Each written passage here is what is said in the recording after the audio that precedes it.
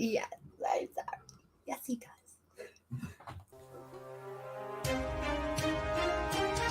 The Dorkening and all affiliated shows are not intended for anyone under the age of 18. The following may contain discussions or scenes that have adult situations, graphic violence, nudity, strong sexual content, and graphic language. This show is intended for mature audiences only. Viewer discretion is advised. It's not on here. Well, we don't have one for the Ganja Gospel. All right. Well, hey, how you doing? This is us. We have to make... Rise and shine, my sinners. When Father Evil starts his day, he gets a little deadly. Deadly Grounds coffee has the richest, smoothest flavor you'll find anywhere. It's sinfully delicious. Once you go deadly, you never go back. Order yours at getdeadly.com. Coffee's so good, it's scary.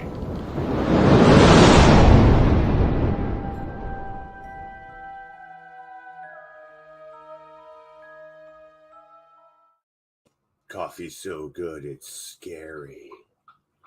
Fuck yeah. Cheers, everybody. Welcome to the Ganja Gospel. Make sure you guys are sharing this shit out. Share this shit out with your people. You know what I'm saying? That's exactly what I'm doing right now. I'm going to do this too. I am putting a post onto our Twin Flame Farms Facebook group. Let's share this out to all the people. Okay. Now that we've shared, hello, everybody. Welcome to Ganja Gospel, where we discover the truths and where ganja came from. That's right. And we are on tablet 4 today of the Sumerian tablets, Lost Book of Lord Enki. And it's dope. I got something to show you guys here real quick. Roll up your joints, your blunts, your bowls, your spliffs, all that good shit. And get ready. Wow, she's saying naked. When they say nudity, that's really nudity. They really push the envelope nowadays, don't they? Whoa. Like, see, you turn on Instagram, it's like... Lots of skin. So, mind you, that was a comic book character. Oh, was it? Did she wear that to, like... God, I hope not. Toe? That was all vagina. Was she? That was all vagina. Cosplay's gotten a little... crazy. Like, do you consider the outside of the vagina? Like, could I just come up and rub it if I see it? Can I rub the outside of the vagina? The lips? Like, would it be like your shoulder? I don't think they would consider it to be like their shoulder. Oh my gosh. Cheers, Earth Creeper. Cheers, Seymour. Yo, yo, yo. Welcome everybody who is tuning in to all of the other platforms we were on with the network, with the Dorkening, with Still Toking, with Hellfire Radio, Greenhaven Media. All of you out there, we welcome you. We thank you for being here as we talk about the Anunnaki and Nibiru and all of the in-betweens and how everything got here and how we came to be. The gods. The gods, you guys, the gods. So, the gods. Reading and discussion of the 4th tablet. If you would like, most of us are in TwizTD RootZ YouTube channel discussing, not to say you can't discuss where you're at, but we can see all comments. Not everybody else can see all comments. If you'd like to chit chat, we are mostly all in TwizTD RootZ YouTube channel. All the links for all the amazing network channels and our channels and this, that, and the other are all in the description below. Please feel free to share and support everyone there. That would be amazing. Absolutely. I shared it out to a bunch of people. You guys do your due diligence, share it out to a bunch of people, and get a whole bunch of people in here and hearing about the Anunnaki. Yeah. We got some cool truths for you today. Also, we're gonna look into that, some truth about Nibiru and stuff, and my logo for my seed company it's Nibiru. I don't think people realize that, but that's where it comes from. It's the eye. The sky's got a reason for everything, man. It's the eye of the sky. So how is everybody doing, and what is everybody smoking on? If you're smoking with us today, our cannabis community, hola. Hola, cannabis community. What are you smoking? What kind of mota are you smoking on? That sounded Indian. That was more Hispanically. But today we're smoking on Kylo Ren, because it's your friend. And you guys always remember, Third Eye Strains has your strains available. Is this upside down? Oh, no. We got all the different strains. We got Purple Death Jewel. We got Cushy Monster. We got the Falcon. And we have Kylo Ren, just to name a few that are in my hands right here. So if you'd like to order, hit us up at thirdeyestrains@gmail.com. Ticking along the bottom there. Yeah, ask us about our seeds and our salves. And we have seeds available and also medicated witch's wax. Okay. And then if you want some regular witch's wax, like this one is Cat Scratch Healer. Hey, dun, baby. dun, dun, dun. Okay, so this is all for all your itching. And you got itch somewhere, you put that on it and it does itch no more. It's itch no more. We got Hot Toddy made with cayenne pepper for the deep muscle rub, right? Get that circulation, get that blood, arthritis, you know, get that blood kind of pumping. stuff. Don't rub your eyes. Then we also have unnerving for all of your nerve damage, nerve endings that don't work anymore. This shit works. It hurts. They're pain. This They're works painful. good. This actually works really well. Painful nerves.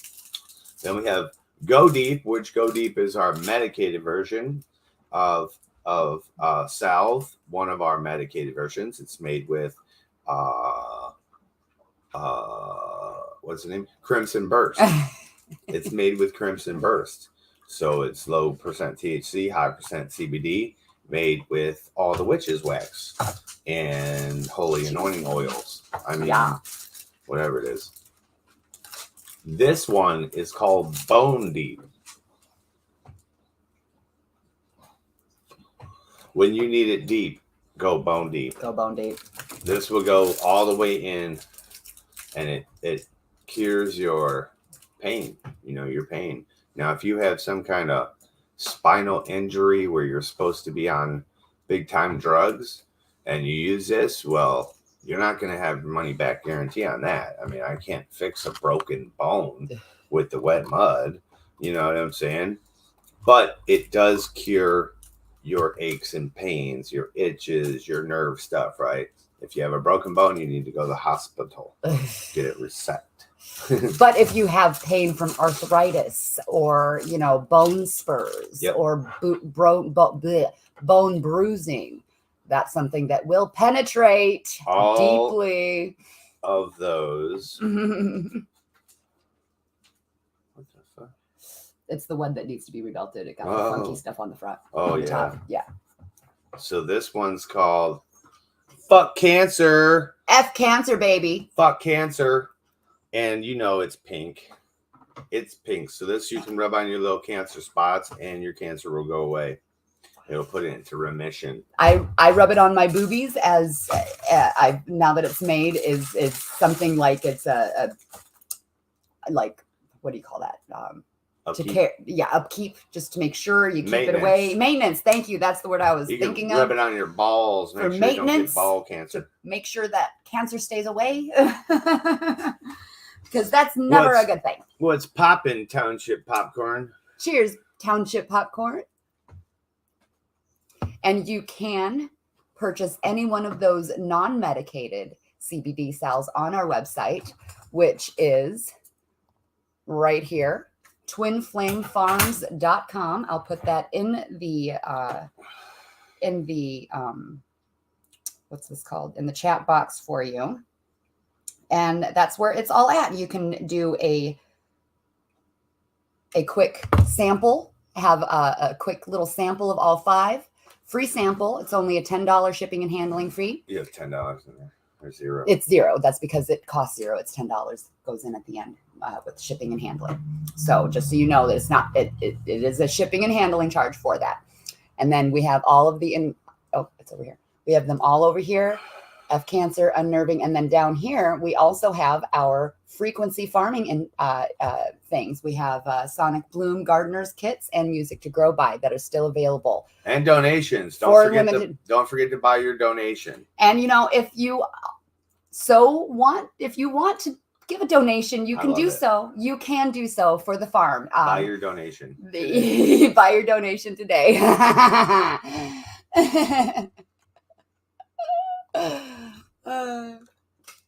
You know, it helps support the channel and so we can put out all these cool contents and stuff. And if you guys were wondering why haven't you put out any content, Twisted, because I'm broke, motherfuckers. I don't have no money to do it. So supporting your local farmer and your grow channel is how we do it. You know, so hurry up and buy. We got the strains available, and you guys are sleeping on the strains because other growers out there are growing them and soon to be smoking them, and they're about to get the review, and you guys are going to be like, yo, I need those seeds. And you know, shit always happens. You got to get them while they're hot. They're available for $1 right now to be continued. You know what I mean? Because they're going to change very soon. Very soon. These strains will be under contract. You won't even be able to get them anymore. You'll be like, hey, bro, you got strains? I'll be like, yeah, they're in New Mexico. So, while we're all filling up the pews of the Ganja Gospel, fill up those pews, baby. let us go look over here at this shit. How do we do this? Well, you're not shared anymore, so you got to share it first. Why am I not shared? It's right here. Well, I took it off. I know. No, you're not. There. So she wasn't on screen. That's what I meant. And then you hit play. And you say things so backwards. No. You do. All right, here's some shit I found. NASA launched a space probe called Pioneer 10 to help explain the anomalies seen in the orbits of Uranus and Neptune, because some outside force 1972. Okay, so real quick, this is the fucking that's my logo right there. Where the underneath the play sign, that's literally my logo. That's fine. NASA launched a space probe called Pioneer 10 to help explain the anomalies seen in the orbits of Uranus and Neptune, because some outside force has been pulling and affecting their orbits. In 1983, Pioneer 10 began sending back this image of a large planetary body engulfed in a winged disk of gas following an elliptical orbit. Though evidence of this has been buried, an encyclopedia from 1987 shows what Pioneer 10 found. A dying star orbited by a large planet 4.7 billion miles away at the time. In 1993, 3 astrophysicists hypothesized. All right, so you heard that in 1972, they launched that probe, right, to figure out what was pulling on Saturn and Uranus or whatever it was. What's tugging on Uranus? So he launched his probe, and they found out that there was this big planetary type body that was out there, and it was in an elliptical orbit, right? So they've known this since way the fuck back then, right? Now here's the thing. I think it was in the 60s that Zecharia Sitchin came out with his books, and it did all his research, right? The scientific world shunned him and said he was a crazy man, right? But secretly, NASA did his research. NASA took his research under consideration and looked where he said to look and found what he interpreted. They found Nibiru way back then. They've been watching it this whole fucking time. Now, if you can see this elliptical pattern that's on the screen here, right? So most of Nibiru's path is underneath our fucking flat realm right here, our plane of fucking solar system, right? We go around in a circle and they go down here. So most of it's spent underneath us. So they say something about that. Where is the only place you could see this motherfucker coming from? It makes perfect sense when you look at this elliptical pattern. It's only a small period of time. Is it above us? So as if you would see it in the sky as a sun, okay? That's how it's above us. So, like, I'm not in the southern hemisphere, so I have no idea what their sky looks like. You know, I don't know what they see on a daily basis. They might see this damn red planet out there. We might see this red planet out there. Okay, so they found it. It's in encyclopedias from way back then. But guess what? They buried the fucking information until when? You know, now when they can't hide it because it's coming through. The size that comets are influenced by a large gas giant they called Tyche. And it's like 4 times the size of Earth. Located in everything in our outer solar system. Though evidence of this has been everything that is written in the Anunnaki tale, Lost Book of Enki, of what this thing looks like, where it comes from, how it approaches our solar system, what it does, it's all here. It's all here in scientific research. It's fucking amazing how big the thing is compared to our planet. Buried. An encyclopedia from 1987 shows what Pioneer 10 found. A dying star orbited by a large planet 4.7 billion miles away at the time. In 1993, 3 astrophysicists hypothesized that comets are influenced by a large gas giant they called Tyche, located in our outer solar system.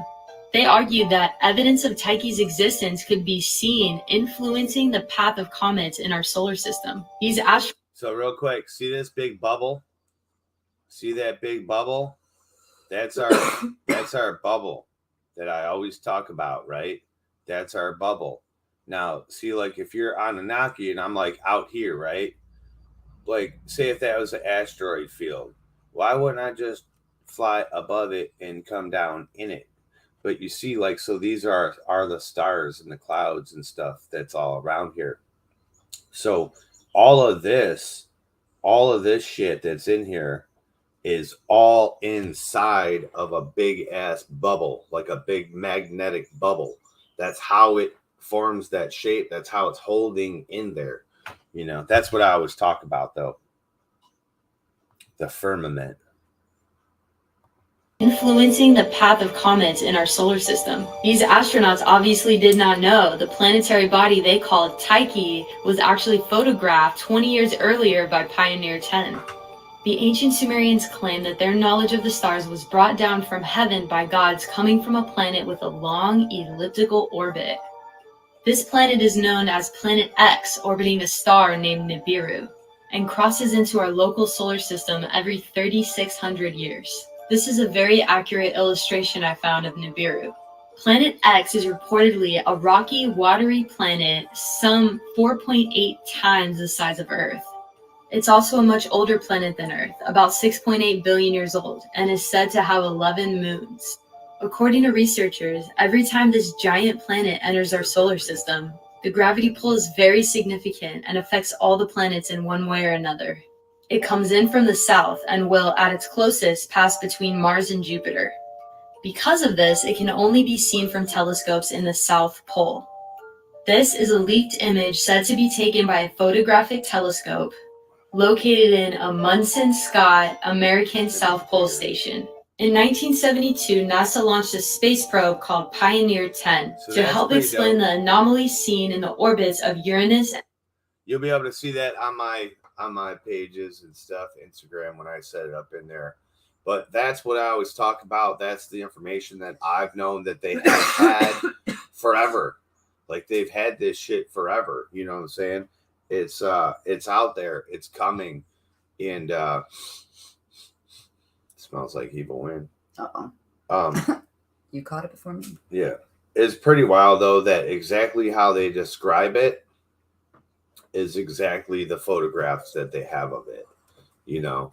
And you guys might say, well, that's CGI, man. That's CGI. Why would they CGI a fake planet named Nibiru? Because, you know, a lot of people say that's all fake. It's not. It's lies. NASA's lies, blah, blah, blah, blah, blah, trying to get you to steer away from God. Well, why would they CGI a fake planet?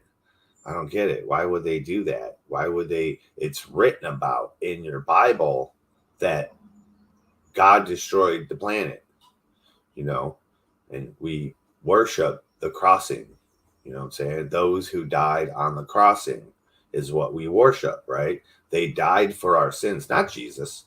They all did. Every motherfucker on this planet was sacrificed, you know, only because a planet came through here, a star. We would know it as a star. It would look like a sun to us. If we tried to go past this atmosphere, we would burn up just like our sun. Once we get to their planet, it's reported to be a rocky water planet. They have vegetation. They brought their animals from their planet to here. They brought their vegetation, their corn, their vegetables, their fruiting plants. They brought them from there to here and grew them. They brought cannabis from the Biru to here. They ate this shit. This is what they ate to satiate them. People will say, that wasn't weed twisted, that was grapes. They brought the grape here. Why the fuck would someone eat grapes for satiation? You think you would, how long do you think you would live on grapes? Well, there's a grape fast diet out there, but I don't think you could do much more than that. That's a diet. But what it was, they ate everything on the planet. Yep. And they were not satiated. They were getting malnourished. Right. They didn't have the thing they had on their planet to keep them high nutrient. To keep their muscles or whatever it is in their body nice and sinewed and able-bodied. And that definitely wasn't a grape. We can eat grapes fucking for the rest of our lives and we're going to be fit and healthy and skinny. We're not going to be like satiated like the cannabis does, right? Because you can eat the cannabis, you can drink it, you can smoke it. I don't think they smoked it though. No. It was against them. It's even written in the Bible that he who smokes shalleth never walketh through the gateth of heaven. You know, whoever smokes won't ever walk through the gates of heaven. They won't be accepted in because you're impure. You have unpurified your body, like you're poisoning it by the lungs. You see what I'm saying? That's just, it's been forever like that. It was written. So they didn't smoke it. They ate it. They made it into tinctures and they rubbed it all over their body. Hey, what's happening? They rubbed it all over their body is what they did. And through that brings out the psychoactive part of cannabis. And like we're getting high right now. This is like baby step in cannabis.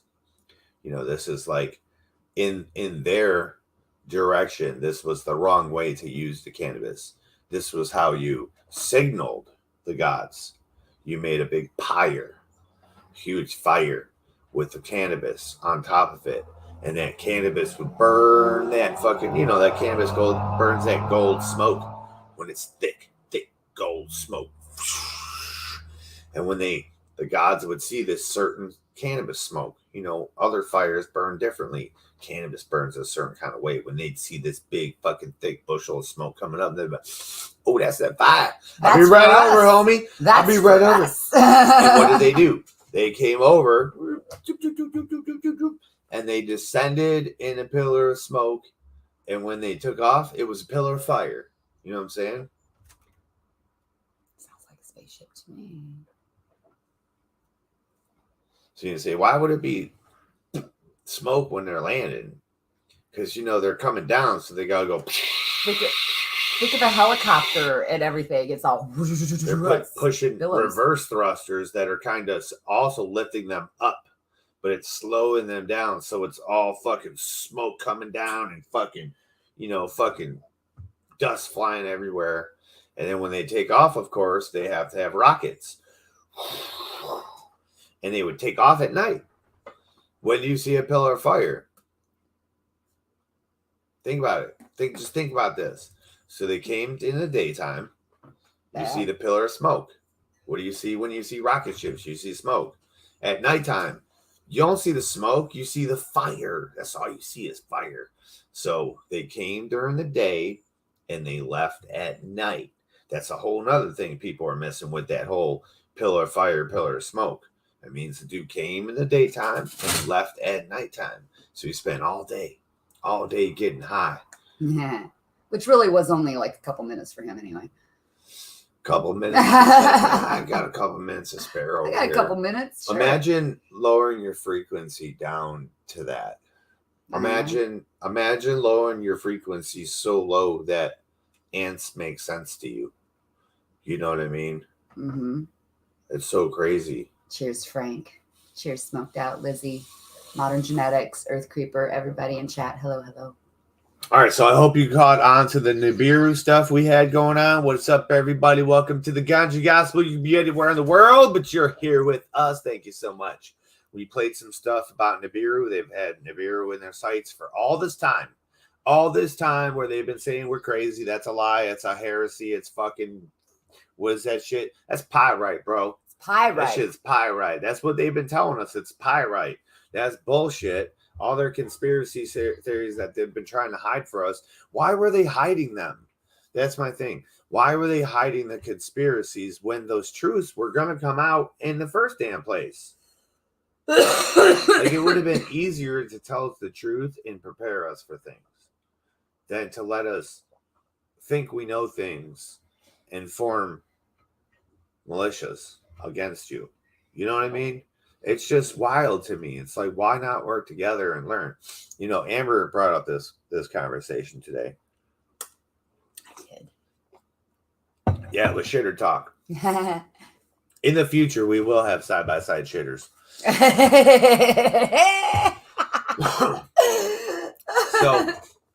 So she said, she asked a question because I said, you know, this is the time that all the prophecies, all the calendars of ancient and nowadays, they all say Nibiru. Whether there be aliens on that motherfucker or not, but there's another fucking body in our solar system that is coming through our solar system in now time. I've said it for the last few years that I actually think they're late. I'm like, damn, these motherfuckers are late by their calculations, you know?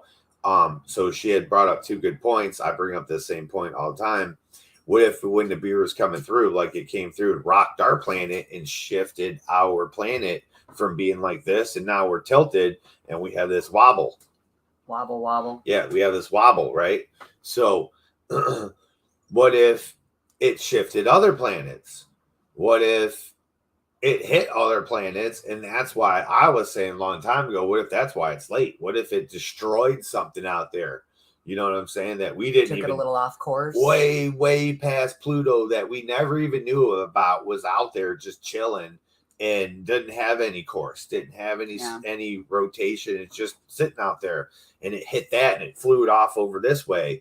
You know, she brought up that point of what if it hit something else and directed something else? What if there's a huge fucking rock coming at us right now and Nibiru is behind it going, sorry, man, we fucked up. You guys are going to die again. My bad. Hey, save the weed, though. Make sure you put that shit in your pocket. But really, I mean, when you think about it, you have a lot of, we see meteors and things coming through. Who's not to say that those are actually, like, you know, we heard about them going through the firmament in the last 2 chapters. Who's not to say that them going through the firmament caused those rocks, those meteors, those asteroids in the firmament to come towards Earth and, you know, and land and destroy parts of it, you know, or the moon or this or any other planet for that matter. Like, you know, they're disrupting things coming through unbeknownst. Yeah. Or do they have gates? That's also a point I brought up. Yeah. So maybe they had put gates. So they're talking about how hard it was to get through this asteroid belt, you know?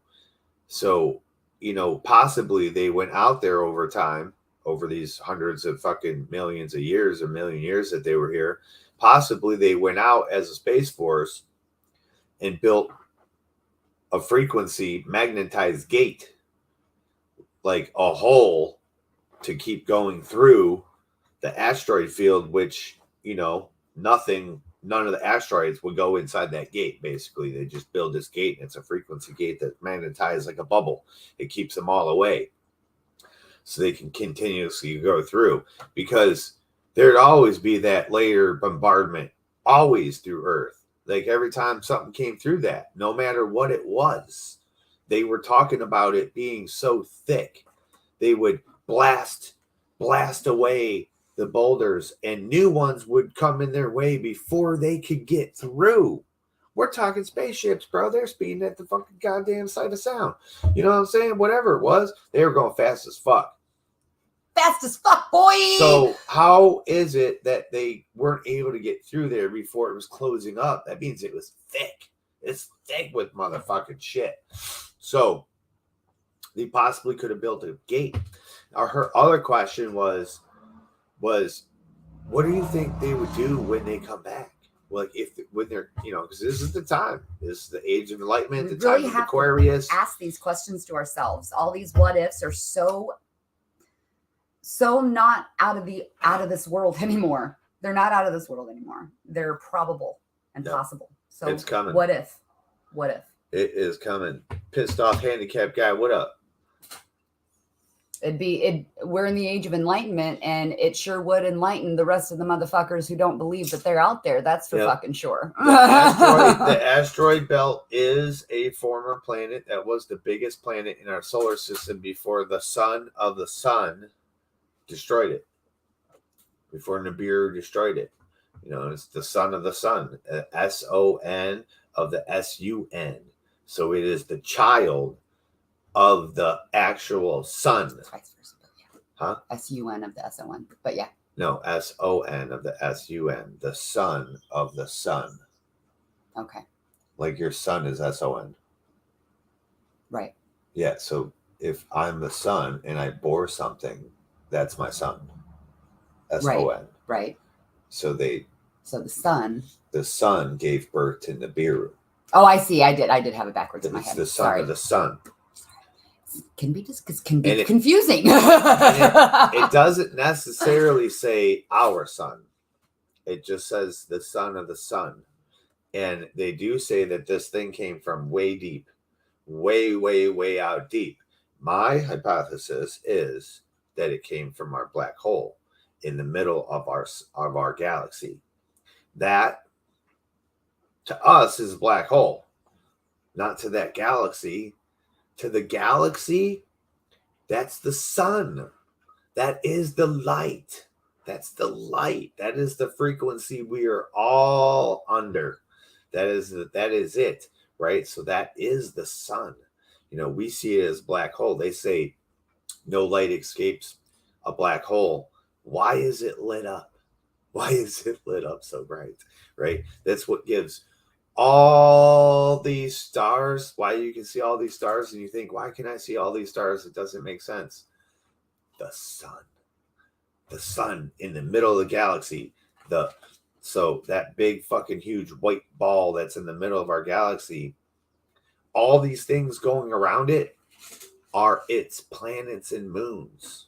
You see, you think on such a tiny scale, but when you zoom out and keep zooming, you see our tiny scale repeated in just enormous scales. And there's always a sun, there's always planets, and there's always moons. You know what I'm saying? There's more suns. It's a recipe. It's weird. It's like a recipe. It's a frequency thing. Mm-hmm. So that's what it was, though. It smashed into it and fucking. So what up, man? Both seeds.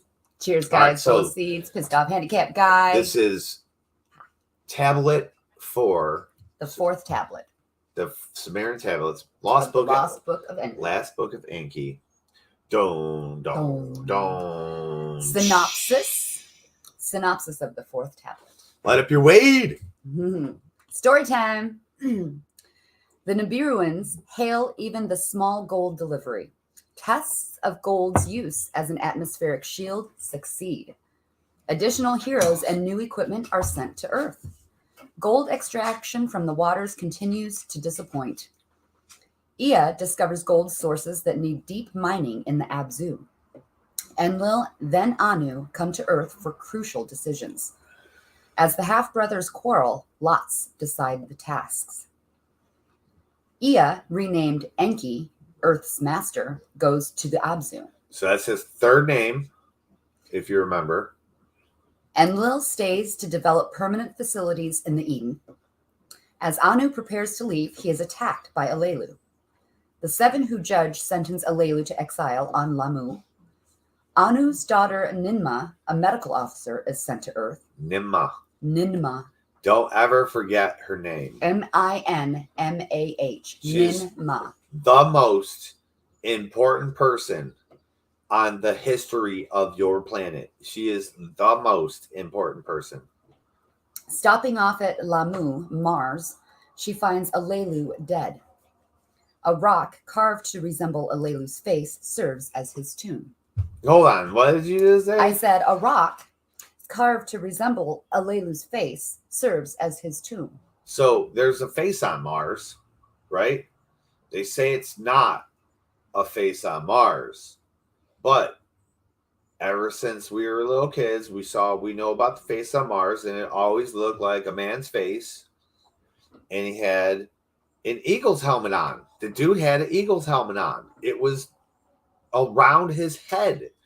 And here in this story, we hear, it's going to go in detail. I just want to stop for 1 second, but it tells of a rock on Mars that was carved into a face. And holy fuck, we see that shit. We see it.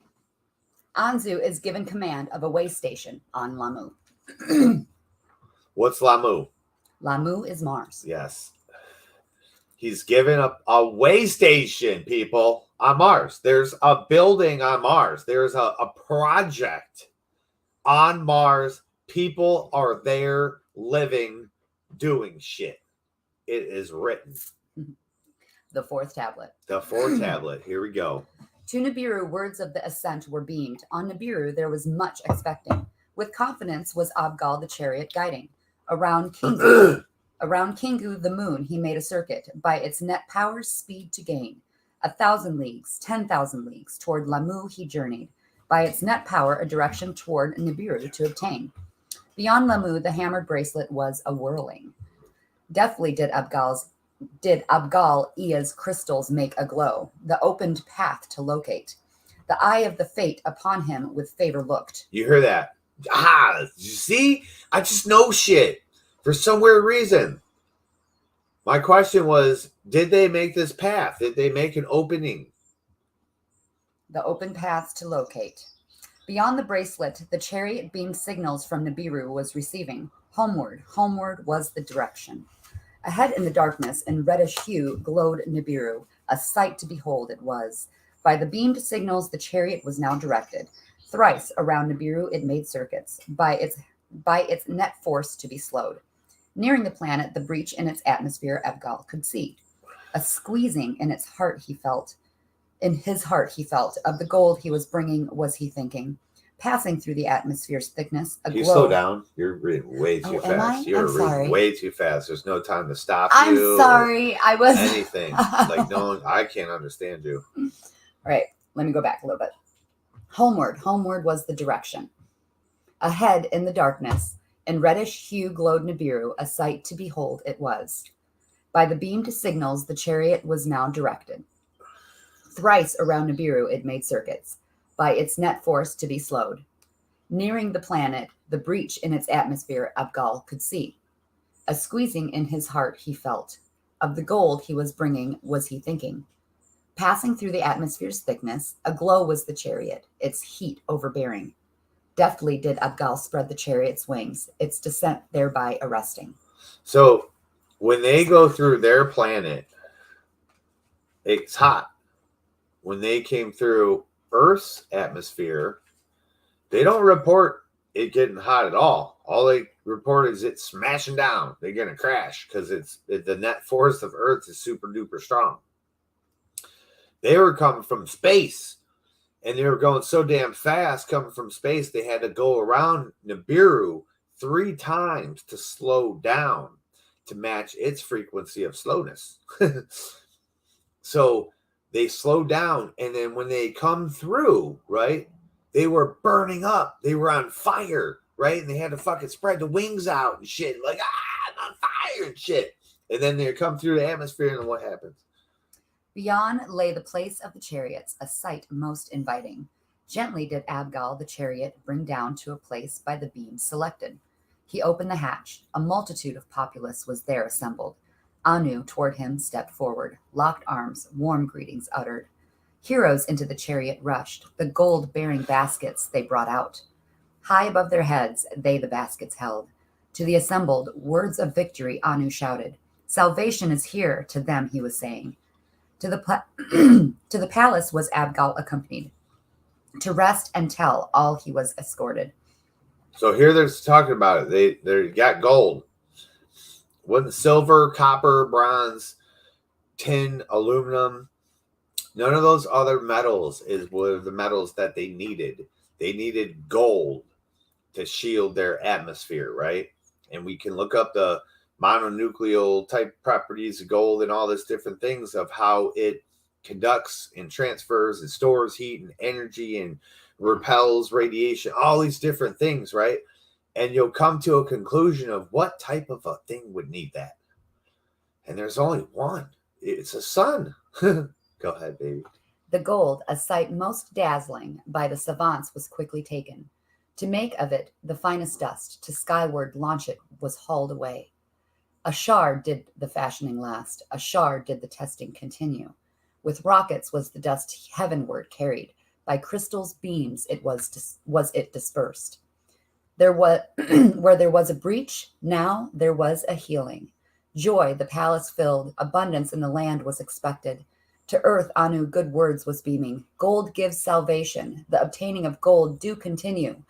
When Nibiru near the sun came, the golden dust was by its rays disturbed. Beginning of the end. The healing in the atmosphere was dwindled. The breach to bigness returned. Anu, the return of Abgal to earth, then commanded. In the chariot, more heroes traveled. In its bowels, more that which the water sucks in and thrusts out were provided. With them, Nungal to travel was commanded, a pilot helper to Abgal to become. So here's my question. How much gold would it take to fix a planet's atmosphere? You heard their first haul, they threw it up there and it fixed it, but then it didn't fix it. It broke again. So like how we have an ozone layer, like when I was in Hawaii, I turned purple. When I was in Florida, I turned purple. Those places, when you look at where the ozone's deplenished, they say that's where they are, that it's gone. So for instance, we hear about these cloud seedings and stuff, right? Well, I hear this Nibiru, they weren't cloud seeding, they were sky seeding. So those planes that supposedly cloud seed fly higher than any of the other planes. So what if they're not cloud seeding? What if they're fixing our ozone, right? So they talk about in here, they need gold, but that's for their sun. That's a sun. Ours is a planet, blue water planet, and it's this and that. So aluminum would make fucking perfect sense. You know what I'm saying? So these the different things, you know, I hear these things and I'm like, what if that's what they're doing? What if, because, you know, UV rays are a motherfucker. I'm telling you, I turned purple. That means the UV fried the fuck out of me. You know, you guys put your plants outside from indoors to outside, they get fried. That's the UV. It's not supposed to be like that. You know, it should not be like that. You're not supposed to fry, you know. So I think possibly that's what they're doing. But that's also my question is, how much gold would it take? Did it stop? Did we ever stop giving Nibiru gold? Like, you know, we're going to hear that this was their first time they flew back to Nibiru. And they flew there from Earth straight there. And they, after this, they were like, fuck that. Fuck that. Never again are we ever flying that far, right? So here's what happens.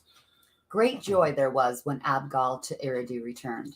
Many greetings and the locking of arms there was. The new water workings Ea with care contemplated.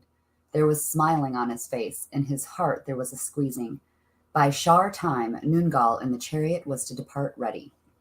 So 1 year went by. You know, Nibiru never come by Earth and destroyed it. Okay, so this is what I want you guys to pay attention to. One of their years. One of their years go by. One of their years is them going 100% around the sun. We go around our sun, we spin, and that's 1 day. We go around our sun, that's 1 year. So do they spin? I don't know if they spin, honestly, because it doesn't tell anything about spinning, really. No. Or they're like night and day process. They just say how long or how short Earth's is to comparatively. Yeah, because, you know, the sun would either be there or not there, always in their sky at one spot if it's not spinning. If it's spinning, they would see night and day. They said they've never seen the sun rise and set on Nibiru. Right. Never before has it ever been seen. It was new to them here. That tells me it's not spinning. Or it's spinning in such a way that's not showing anything but, you know, or something, but I don't know. It would have to just stay perfectly there. Yeah. And you move around it. Just move around it. You move around it like our moon does. Like our moon is stuck with one face. It's stuck. Right? What if that's stuck in one direction, going around, and it always faces that one direction and turns as it's facing? You know, if I was to walk around a fucking thing and I always made eye contact with it, you know what I'm saying? That would be the only turning I would ever get. You know, it's just weird. These things they say you got to pick up on. You're like, well, how would that be for them? Right. So one star goes by, 3,600 years. They don't come over by Earth and destroy it. They don't destroy any other planets in the solar system. Everything's cool. And then they come back to Earth after that to get more gold. In its bowels, the chariot only a few baskets of gold carried. So one other thing too, we look at these mountains and we're like, how are those mountains flat when the ones right next to it have all these peaks, right? Lord Enki had to go back home and build machines. He built huge fucking machines how he could extract this gold. Go ahead. The disappointment on Nibiru, Ea's heart to him was predicting. Ea with Alelu words exchanged. That which was known, they reconsidered. If Earth, the head of Tiamat, was in the celestial battle cut off, where was the neck? Where were the golden veins cut asunder? Where were the golden veins from Earth's innards protruding? In the sky chamber, Ea over mountains and valleys traveled. The lands by oceans separated, he with the scanner examined. Again and again there was the same indication. Where dry land from dry land torn apart was torn, Earth's innards were revealed. So you see, 1 second, keep your spot. You see, they didn't go walk the earth. They didn't walk the known land. They didn't dig. They didn't test like we do. What were they doing? They were flying in their spaceship, flying above the earth, shooting down a laser beam, scanning that shit, just like NASA does. We can go from space. I don't know if you guys know this. We can go from space, look at, and I can look at my backyard and they can tell me every single mineral, every mineral that's in my backyard, where it's at. I can just go dig it up. This is how they find shit now. It's fucked up. So this is what they did. They scanned the entire planet to figure out where the hell's all this gold at. I'm not fucking sitting here wasting my time in this water. We need to start digging. And they said where the, you know, each continent was ripped apart. You know, they hear it. It was once together. It ripped apart. They could see the evidence of it being ripped apart, and where those sides were on each continent, right on the edges when it went into the water. That's where all the edges of the gold veins were, just pouring out into the ocean. They found it like that. Imagine all these caves you see right at the water. All the caves you see right at the water, dude, that go into the fucking mountains.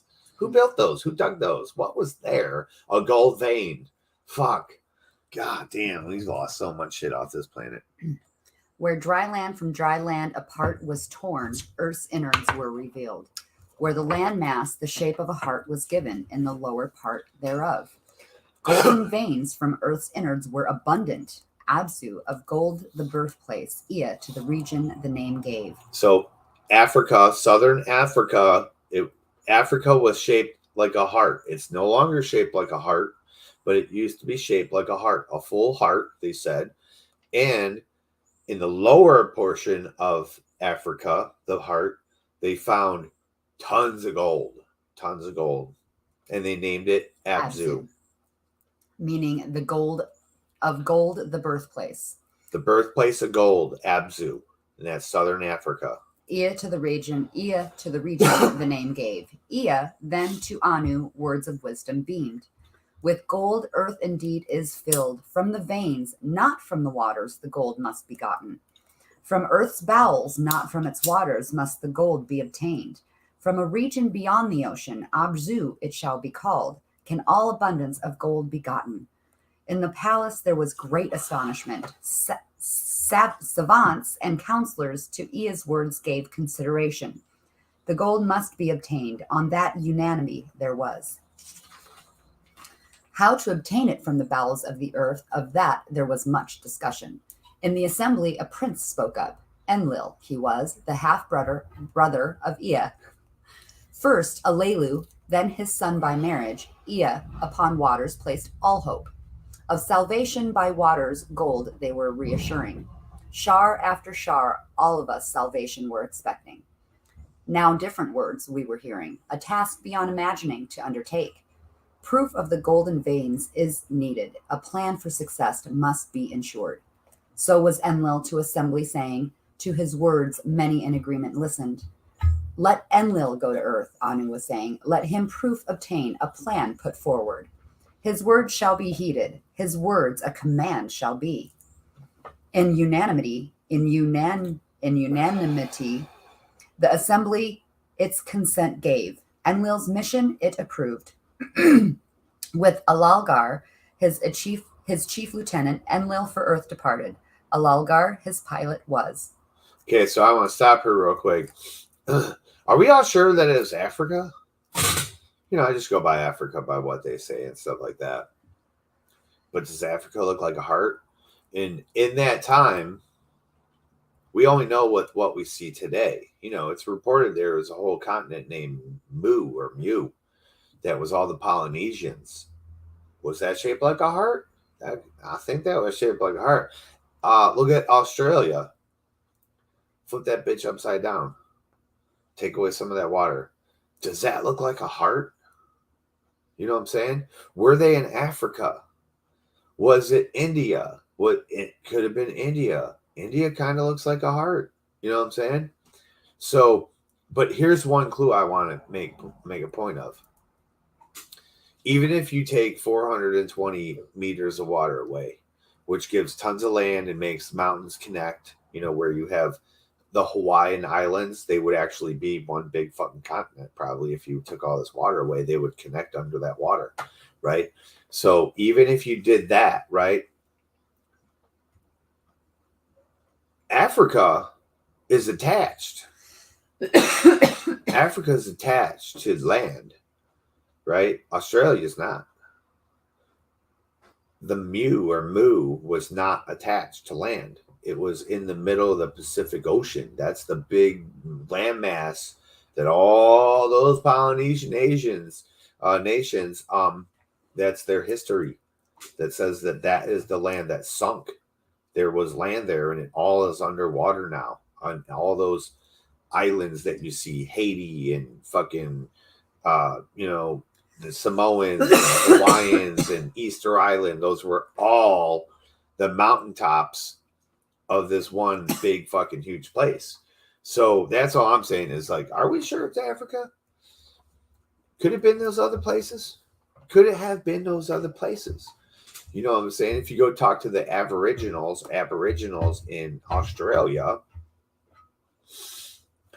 they talk about, you know, being some of the first people on Earth. Their history really only goes back 10,000 years, though.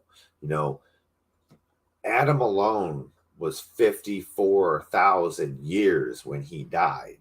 So 10,000 years just ain't cutting it for me. You know what I mean? For being the first people on the earth, because that's just not true. You're young. You're very young. You're like young. The last people on earth. Yeah. But I will let you notice something, though. The true Aboriginal people, like, did they have beards?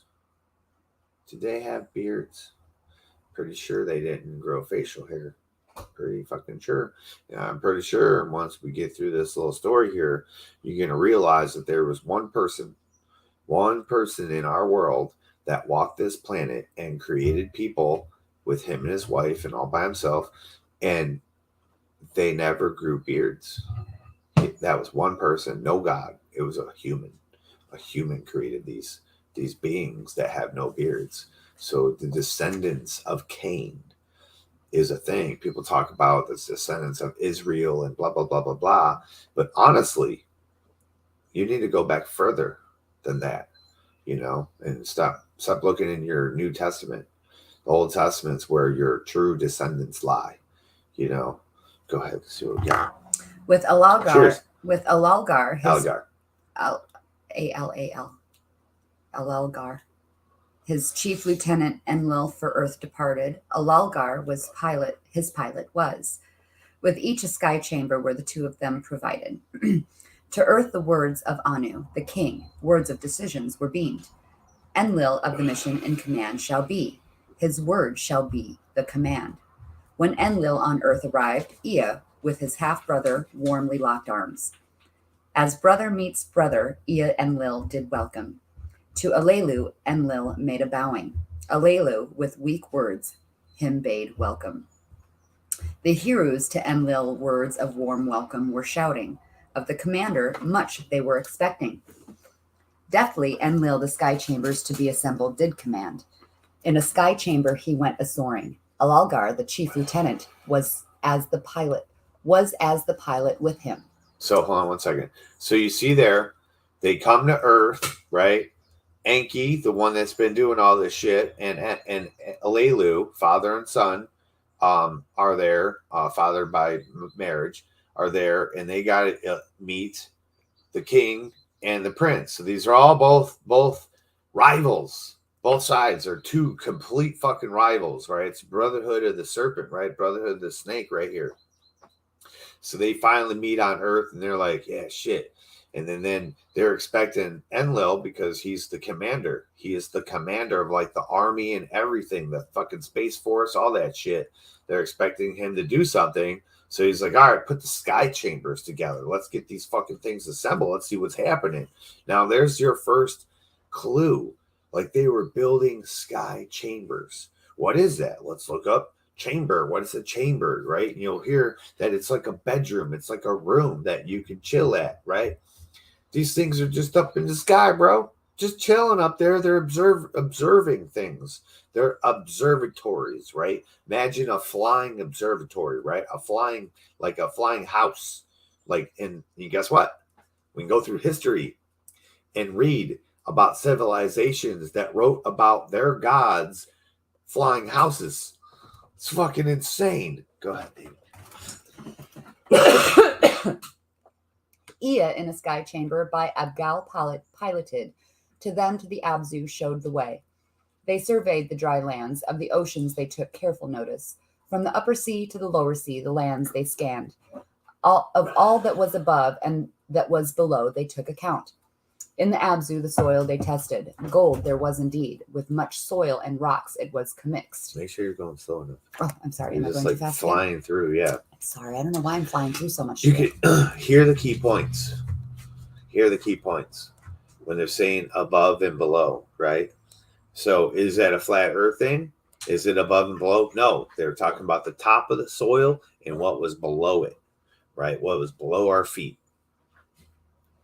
Refined as in the waters it was not. In an admixture it was hiding. They went back to Eridu. What they had found they contemplated. Eridu knew tasks must be given. Alone on earth it cannot continue. Thus was Enlil saying, a great plan he described, a wide mission he was proposing. Enlil had a big plan. See, God's plan in the beginning, right? More heroes to bring over, more settlements to establish, the gold from earth's innards to obtain, the gold from the admixture to separate, by skyships and chariots to be carried, from landing places tasks to perform. You hear all this, right? They're coming to build cities everywhere. They're building landing pads everywhere so they can land their ships. Now, remember, in these days, the top of the earth, okay, was frozen. The bottom of the earth was frozen, only that middle piece, whatever way it might have been. Antarctica was probably in that bitch. Antarctica might be the fucking heart. Antarctica might be the heart. For real, look at it. It's kind of like heart-shaped. So we don't know exactly where they're talking about. But they are talking about building shit everywhere. And we go through and we wonder, how did these big rocks get landed here? Well, guess what? They did it. These are who built them. And you might say, dude, those things weigh 100 tons. Well, would you believe that they used a tractor beam on their fucking spaceship to lift it? Would you believe that? Would you believe that this was the days before those 3 mile tall giants? It was. They were giants. I don't believe they were lifting 100-ton rocks, They were though. far too advanced for sweat work like that. Exactly. They were cutting it shit out with laser beams and putting it up there. Later, they got tired of doing this shit. They're like, I'm tired of this shit. I don't want to do this shit no more. I'm going to build these little slaves. And literally, they would go and live this lavish life of smoking weed and drinking their elixirs and waiting. They would wait like 8 hours. 100, 300 years would go by for humans, and they would build shit. They'd build all the shit, so they'd just go for 8 hours partying and come back and be like, hell yeah, man, you guys built me a fucking pyramid and shit. Oh, look at that kid. Look at that thing. It's a fucking statue of me. Fuck yeah, you guys rock, man. And they worshipped. And they worshipped. God,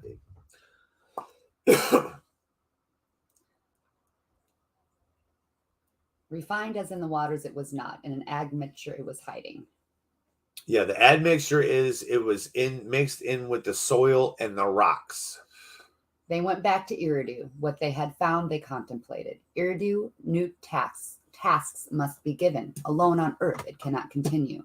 Thus was Enlil saying, a great plan he described, a wide mission he was proposing. More heroes to bring over, more settlements to establish, the gold from earth's innards to obtain, the gold from the admixture to separate, by skyships and chariots to be carried, from landing places tasks to perform. Who of the settlements in charge will be? Who of the Abzu shall take command? Thus was Ea of Enlil asking. Who of... Do you want me to stop? No. Oh, okay. No. Who of enlarged Eridu shall take command? Who the settlements shall oversee? Thus was Elelu saying. Who of the skyships and the landing place shall take command? So did Anzu inquire. Let Anu come to earth. Let him decisions provide. Thus did Enlil say in answer. You see now, each of them that had their interest, like I'm interested in the weed, so I'd be like, yo, who's gonna bring the weed? You know, some fat guy might be interested in food. He'd be like, yo, who's got the food? And like somebody else might be interested in like water or something. They're like, yo, but who's got the drinks? You know what I'm saying? So each person had their own interest. So they asked the commander, well, what about this? And Enki was all worried about the land and the mining. So he's like, well, who's going to be in charge of this shit? Who's going to be in charge of all this stuff? Elelu, of course, wants to be the king. So he wants to know who's going to be in charge of all these cities and towns. Who's going to be the leader of that shit? Anzu, of course, is the pilot. He wants to know what's going to happen with all these spaceships. Where I'm going to put my spaceships, man. Right? It's fascinating to hear this shit. And guess what? Enlil comes up with a plan. You hear this in the Bible. It's called God's plan for the earth. Right? So this is Mission Earth. That's what the Bible should be called, Mission Earth.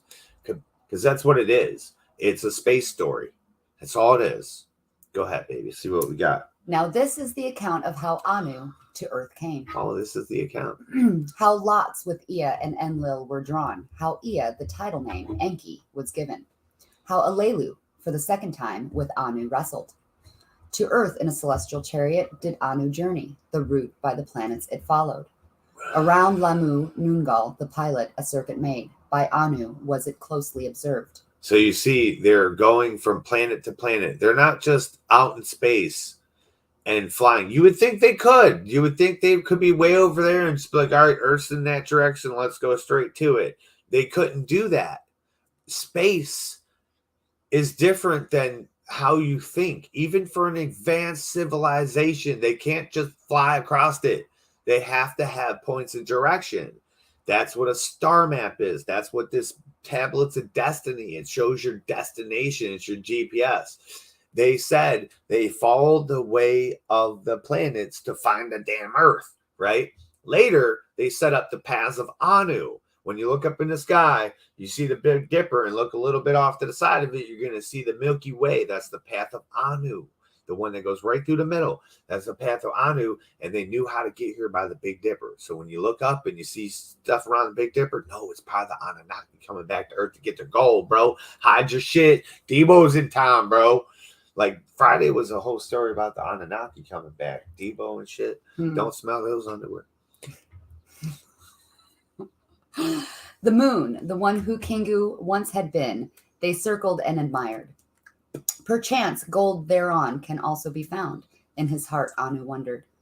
In the waters beside the marshlands, his chariot splashed down. Ea for the arrival, reed boats separated, for Anu to arrive by sailing. Above the sky chambers were hovering. A royal welcome they were offering. So they knew at that time to, can you read that question there? I don't know if that's it. They knew at that time that they already knew how to sail. Okay. I just want you to get that in your head too. They knew how to sail, which tells you on their planet, they had water. They talk about having water, so it's not like a lie or anything. But the clear proof is that they made boats, and they knew that there's no way that Anu crashing down that water, we're not going to have our king jump in that water and swim to us. How that's pyrite, bro. So we're going to make a boat, and he's going to sail in like, what is that famous fucking picture of fucking George Washington sailing up on that fucking, up on the boat with the American flag and shit. He's up on the bow of it and shit, So they wanted them coming like that. So they knew how to sail all the way from the very first time. Okay, so people say, oh, they invented sailing, or humans invented sailing at this time and shit. No, the fuck they didn't. No, they didn't. They didn't. Let's talk truth for truth. You know what I mean? People all get mad at me sometimes, probably when they talk about black people being the actual Indians. I said, no, they weren't. No, they weren't. They weren't. Let's go. We're going to hear it. We're going to hear who inhabited North America first. Before any black person ever came here, like Israelite ever came here, right? We're going to hear about who the actual natives were of Americas that we stole this place from. You might know them as Ra. You might know them as Ra. Mm-hmm. We'll see. Okay, so around Lamu, Noongal, the pilot, a circuit made. By Anu was it closely observed. The moon, the one who Kingu once had been, they circled and admired. Perchance gold thereon can also be found. In his heart, Anu wondered. So they thought maybe there might be gold on the moon. In the waters beside the marshlands, his chariot splashed down. Ea for the arrival, reed boats prepared. For Anu to arrive by sailing. Above the sky chambers were hovering. A royal welcome they were offering. In the lead boat, Ea himself was afloat. The king, his father, the first to be greeting. Before Anu he bowed. Then Anu embraced him. My son, my firstborn, Anu to him he shouted. In the square of Eridu, in rows stood the heroes, their king to earth royally to welcome. In front of them stood Enlil, their commander. Before Anu the king he bowed. Anu him to his chest embraced. Alelu too was there standing. Of what to do he was uncertain. Alelu, so he's standing there going, I don't know what to do. Should I kill this motherfucker? Should I take over? Should I take the kingship back? And Anu's like, I don't know what to do about this motherfucker. Right? Anu to him a greeting extended. Let us lock arms as comrades, to Alelu he said. It's okay, man, let's just be friends. With hesitation, Alelu stepped forward. With Anu, he locked arms. A meal for Anu was prepared. By evetime, a reed hut for him by Ea built. Anu retired. The next day, the 7th by the count begun by Ea was a day of resting. Yep. The day of resting by Ea was made. Lord Enki, right? So Anu came to Earth, and he is observing that. What I'm saying, observing, not just watching. He is participating in what Ea created for planet Earth. That's fucking interesting as shit, man. And it continues forever. Today, motherfucker. Today, Junior. A day of backslapping and celebrating it was, as befits a king's coming. On the day that followed, Ea and Enlil before Anu the findings presented. What was done and what doing needed with him they discussed. Let me see the lands by myself, Anu to them was saying. Aloft they all in the sky chambers went. Lands from sea to sea they observed. From sea to sea. See what I'm saying? There was land. There was land. Take away 420 meters of water, and there's tons of motherfucking land right there, right? Lots of continents connected. So they flew over oceans from sea to see all the land, right? And he was like, wow, that's cool. But they weren't scanning. They were just looking at it. It was the first time he was there, I think, no? Yes, first time he's ever been to Earth. He's sightseeing right now. He's sightseeing. Show me Earth. Yeah, let me see Earth, man. Let me check this shit out. To the Abzu they flew. On its gold-hiding soil they landed. Difficult will the gold's extraction be, Anu was saying. To obtain the gold, it is necessary.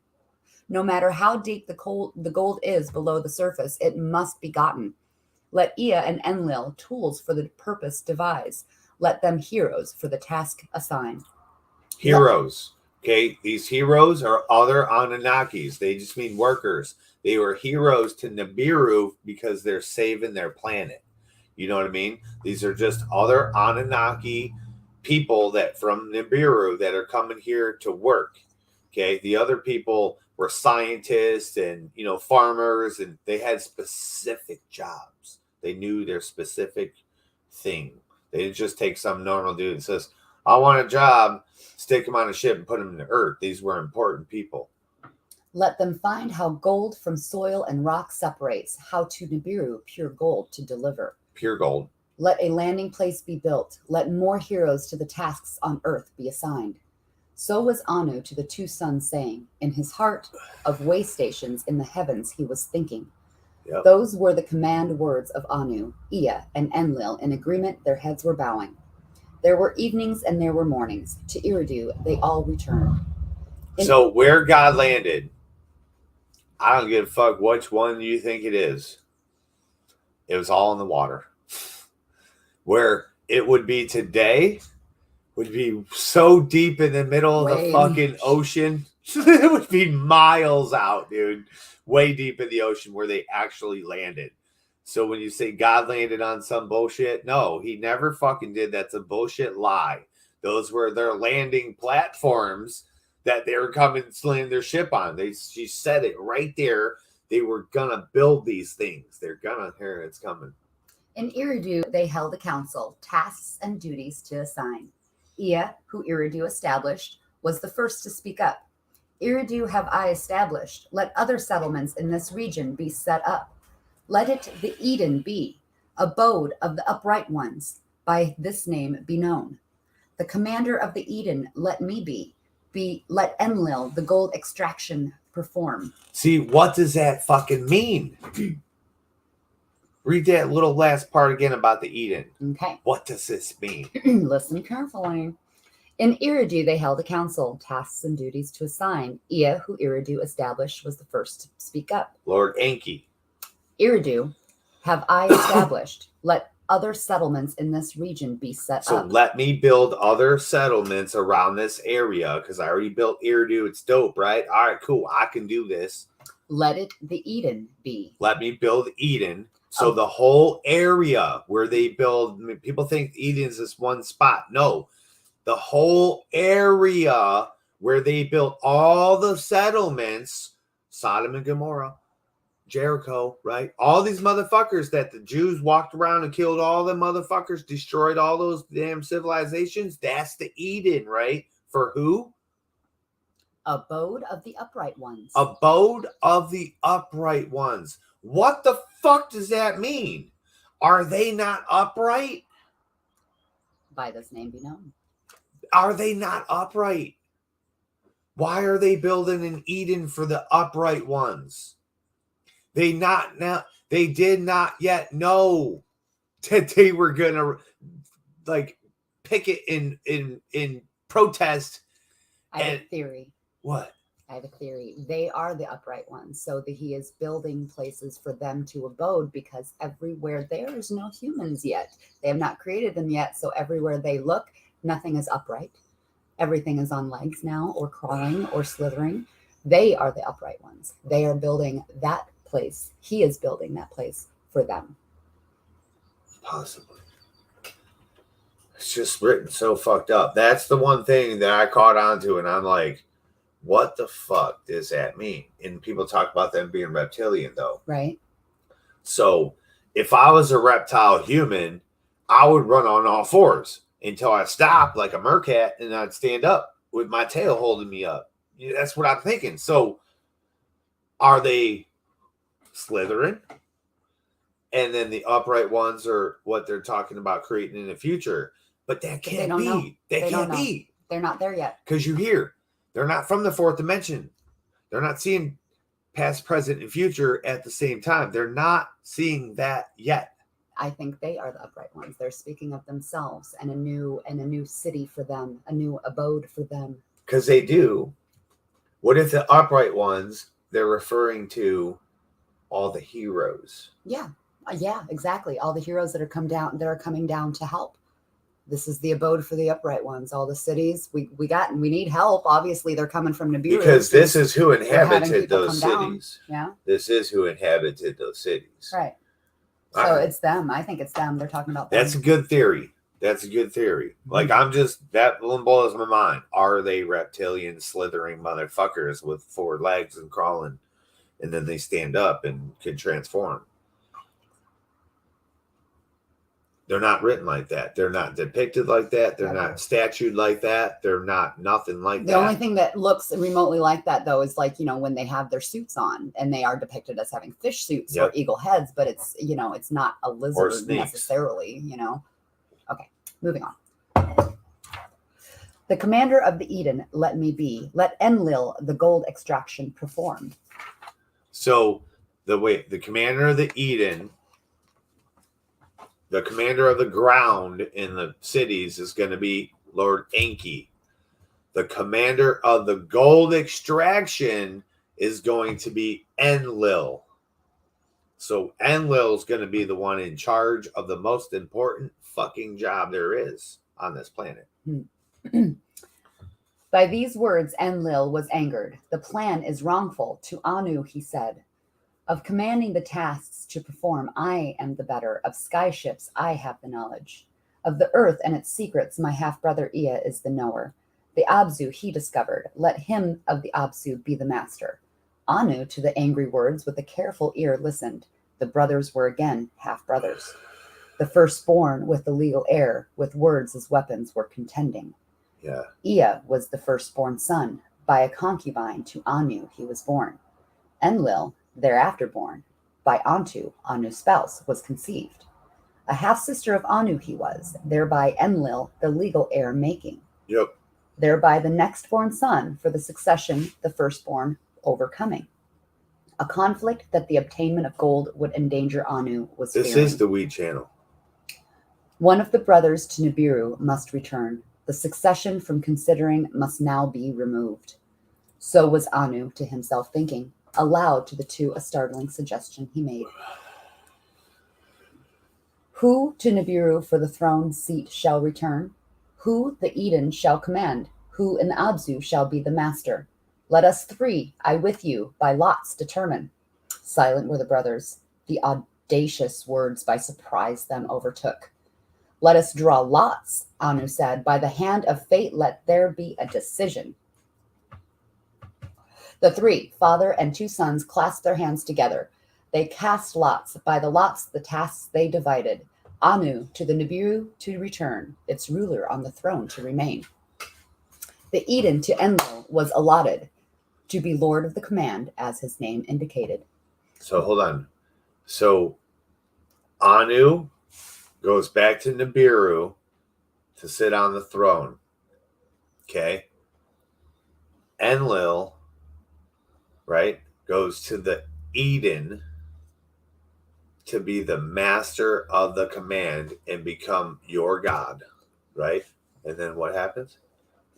The Eden to Enlil was allotted to be lord of the command, as his name indicated, more settlements to establish, of the sky ships and their heroes charged to take, of all the lands until they, the bar of the seas, encounter the leader to be. So there you go. Enlil was charged to go and create all the cities, to be in charge of the Eden, in charge of all the people that were going to come there from Nibiru, in charge of all the sky ships, and in charge of everything that was from the sea to the shore inhabited. Everything on earth was Enlil's.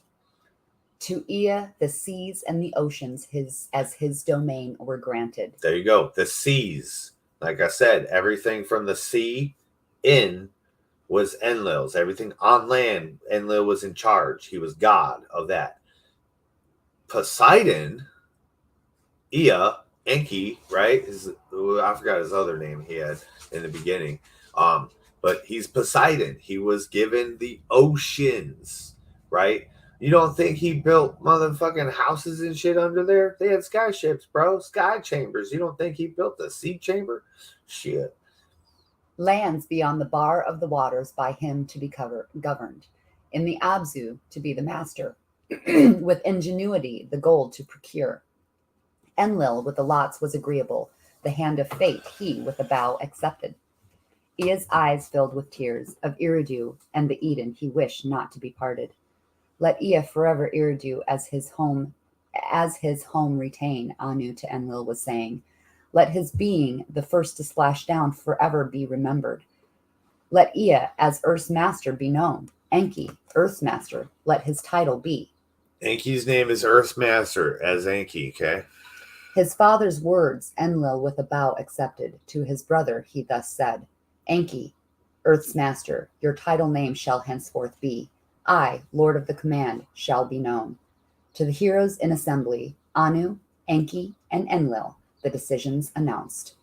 The tasks are assigned, success is in the offing. Anu to them was saying, now farewell I can bid you, to Nibiru with quiet heart I can return. Forward toward Anu Alelu stepped, a grave matter has been forgotten, he shouted. So they all draw their lots. They're all like, oh, hell yeah. And Alelu's still standing back there going, all right, cool, but you guys forgot something. You named me as the first dude ever splashed down on Earth. Yeah, that's cool. But what about the mastery of Earth? Excuse me. The mastery of Earth to me was allotted. That was the promise when the gold finds to Nibiru I announced. Nor have I the claim to Nibiru's throne forsaken. By Anu to share with all his sons, it is a grave abomination. Thus did Alelu, Anu, and the decisions challenge. With words to Anu in the beginning, then with anger he spoke up. By a second wrestling, let our dispute be decided. Let us the wrestling do here. Let us do it now. With disdain, Alelu took off his clothing. Likewise did Anu. Let's get naked and wrestle. God, if you saw that today, you'd think that was the gayest fucking thing. You'd be like, you guys are gay as fuck. Why did you just get naked and wrestle? That's fucked up. Likewise did Anu unrobe. In nakedness did the two royals begin to grapple. A mighty struggle it was. Like two fucking elephants. Alelu bent his knee. To the ground Alelu fell. Anu on the chest of Alelu with his foot pressed down. Victory in the wrestling thereby declaring. By wrestling, the decision was made. I am the king. To Nibiru, Alelu shall not return. So was Anu saying as he removed his foot from the fallen Alelu. Up as a lightning, Alelu from the ground rose. By the legs and Anu he pulled down. His mouth was wide open. Swiftly, he, the malehood of Anu, bit off. So hold up real quick. Macabre, up there is the link to the channel under Lolana. I don't know which channel you're in for YouTube, if you're in MichiganjA MisfiTZ or if you're in any of the others, but TwizTD RootZ is the channel that I posted it in. Yeah. So hopefully you're in that channel. That's where I have the link. Yeah. Sorry. And we are reading Lost Book of Enki. And you can go to Twin Flame Farmz if you'd like to donate $5. There's a section where you can buy a donation. And she said she would pay to hear you read. And we accept donations. That's a pretty cool thing. Thank you. So, yeah. So, in the beginning, you know, Lelu had this big old plan. He was like, "Oh, I'm gonna beam this back to Earth, and I'm gonna save, Nibiru, and I'm gonna save Nibiru, and they got to make me king or at least master of Earth." He was thinking, right? I do these things all the time, never get confirmation of anything, and then nothing happens, right? But that's the thing. They go, "Okay, cool. We'll come and check it out, and if it proves true, we'll see. We'll decide." They never said he was gonna get anything. They never planned on giving him anything, right? Thank you. He's going to be cut the fuck out. So when they got there and they decided lots and told everybody what the job was, and he was like, but hold on. I'm the one that discovered this shit. I was the one. And you said that I would be the king of Earth. And I'm not even trying to take the throne back from Anu, but yo, give me the fucking kingship of Earth. And they were like, well, let's decide real quick by a wrestle match, right? Now, I'll have you know that this dude's been on Earth for at least 7,200 years. At least that long. And in those Earth years, he has probably lost so much fucking muscle mass and size. He probably has a gray beard. You know what I'm saying? He probably was getting older at that time, just a bit. He was malnourished, is what I'm trying to get at, compared to Anu coming from fucking his rich frequency fucking place. You know what I'm saying? So instantly, when they wrestled, Anu whooped his ass. I mean, one fucking move, and he had his ass whooped instantly. And he was like, all right, cool, I give. And then as Anu's like, I'm the king. I remain the king. And he's got his head up. Remember, they're butt-ass naked. So he went and deep-throated his fucking cock and balls and bit that shit right off. Anu is a eunuch. If you think Anu is the god, Anu is a eunuch. He has no penis or balls. And this is what happens when you eat God's dick. Cheers, Freedom Grower. And swallow his jism. Cheers, Freedom Grower. Macabre and Just Shernette. Hello, everybody. Yes, Cherry yes. Poppins and everybody who is sharing this I love Cherry Poppins. beautiful factoid with us. All right, here we go. Up is lightning. Alelu from the ground rose. You want to say something? Oh, no. Oh. By the legs, Anu, he pulled down. His mouth was wide open. Swiftly he, the male hood of Anu, bit off. The male hood of Anu did Alelu swallow. Yep. Swallow his cock. In pained agony did Anu a cry to the heaven shout. To the ground wounded he fell. Enki to the fallen Anu rushed. Enlil, the laughing Alelu captive held. Heroes Anu to his hut carried. Words of accusation against Alelu he uttered. Let justice be done. Enlil to his lieutenant shouted, with your beam weapon let Alelu be killed. No, no, Enki fiercely shouted. Justice is within him. In his innards, poison has entered. They took Alelu to a reed hut. His hands and feet as a prisoner they bound. So how the hell do they know that if you eat the fucking cock and balls of another man, your insides would be poisoned? Like, that's some shit, man. They somehow, some way, they knew that their seed was not okay for anywhere but their dick and their womb. They're holy. So you can't swallow that holy seed, man. Now, this is the account of the judging of Alelu and of the happenings thereafter on Earth and on Lamu. Okay, so here, let me just let you know, we're already hearing princes, sisters, which would be princesses, marrying the brothers, which are princes. We're hearing kings. We're hearing queens. We're hearing, what was that last part you said? What did I say? I don't know. What did I say? I forgot to. Oh, we're hearing judging. Oh, judges. Okay. They got judges. The 7 who judge, right? Does this sound like God to you? Does this sound like the one true all high mighty God? It sounds nothing like God. This sounds nothing. This sounds like these dudes suffer their wrath of the peers. Their peers. Really though, it's all like an intermingled war between. It's like a family feud. Literally, the king doesn't decide shit. They said, "No, you can't do that. You have to fucking go take him to court." That their shit's democracy. Court. Where the fuck you think we got this shit? Where the fuck you think we got our civilization from? Right? They passed this shit down from the fucking spaceship. All right, let's see what they got to say.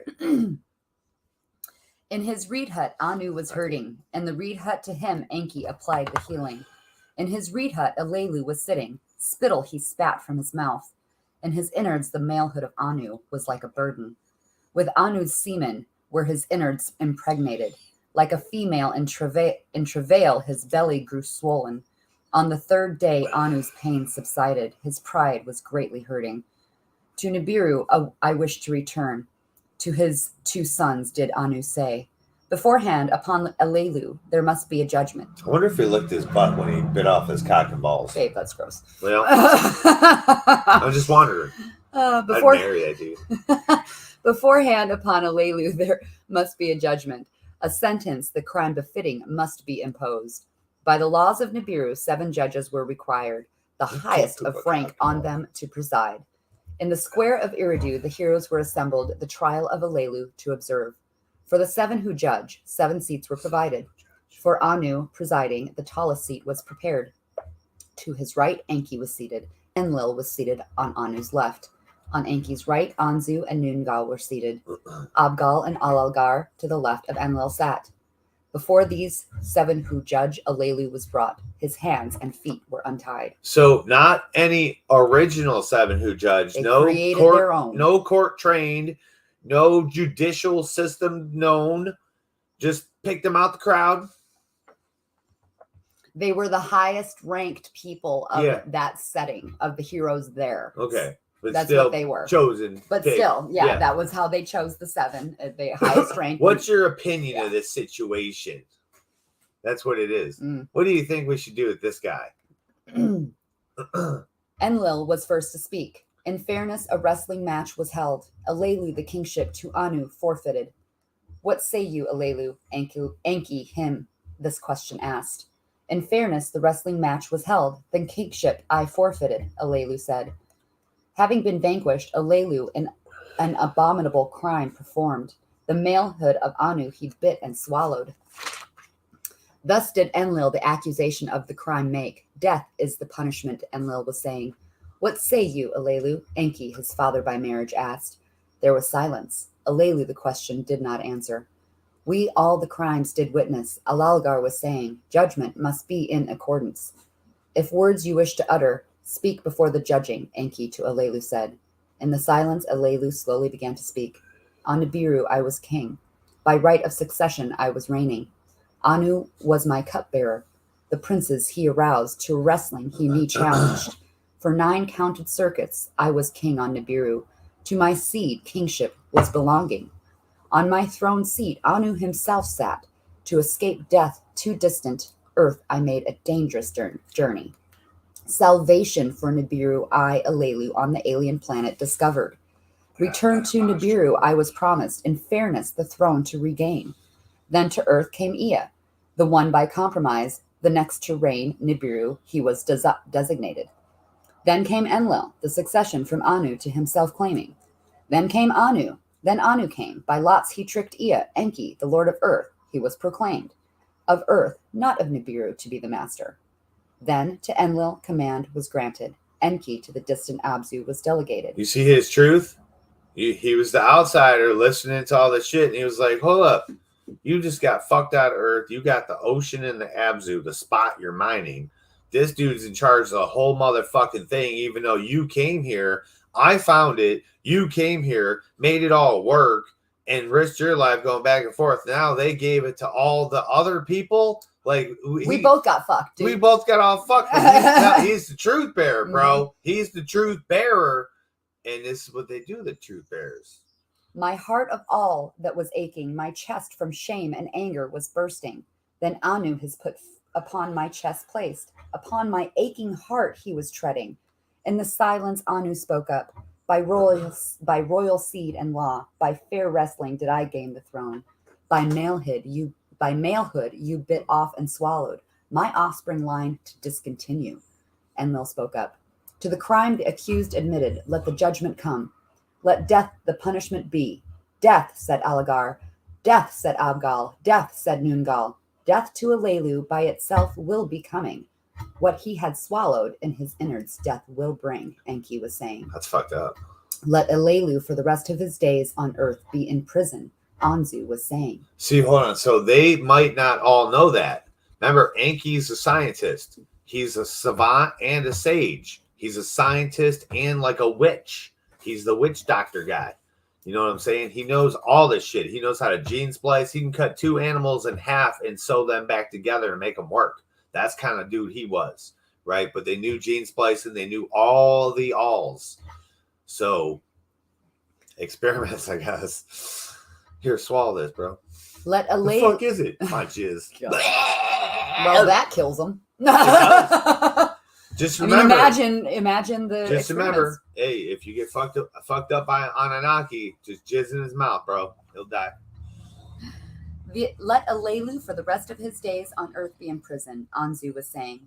Their words Anu was contemplating. Anger and pity both him engulfed. To die in exile, let this be the judgment, Anu was saying. In amazement, the judges at each other glanced. What Anu was saying, they wondered. Neither on earth nor on Nibiru shall the exiling be, Anu was saying. On the way there is the Lamu planet. With waters and an atmosphere it is endowed. Enki, as Ea thereon made a pause. Of it as a way station have I been thinking. Its net force is less than that of earth, forceful, an advantage and wisdom to be considered. In the celestial chariot Alelu shall be taken. On my departing from earth, he with me shall make the journey. Around the planet Lamu we shall make circuits. To Alelu a sky chamber we shall provide. This is Mars. To the planet Lamu in it he will be descended. Alone on a strange planet and exile he shall be. So they're talking about they're on Earth. They're talking about what they're gonna do with Alelu, the first king that we hear about on the planet Nibiru, a different planet. Okay, we hear about a king that comes to Earth, got his ass whooped, bit off a dick. They're like, hey man, we're gonna put him up on Mars, Lamu, whatever, Lamu, and up on Mars, right? And they're gonna build sky ships. They're gonna build spaceships on Earth to go to Mars. Wait, this ain't the first time this shit's been done. This shit's been done a long time ago, man. To the planet Lamu, in it he will be descended. Alone on a strange planet and exile he shall be. His days to his last day by himself to count. Thus did Anu words of judgment utter, in solemnity where the words intended. By unanimity was this judgment upon Alelu imposed. In the presence of the heroes it was announced. Let Noongal be my pilot to Nibiru, therefrom chariots bearing heroes again to earth to pilot. Let Anzu join for the journey of the descent to Lamu take charge. So did Anu commandments utter. On the morrow departing was readied. All who depart by boats to the chariot were ferried. A place for landings on firm soil you must prepare, Anu to Enlil was saying. How Lamu was a way station to utilize, plans you should be making. Farewells there were, both joy and sorrow. Limping did Anu on the chariot embark. With his hands tied did Alelu the chariot enter. Then to the heavens the chariot soared up, and the royal visit had ended. They around the moon made a circuit. Anu by the sight was enchanted. Toward red-hued Lamu they journeyed. Twice about it they circled.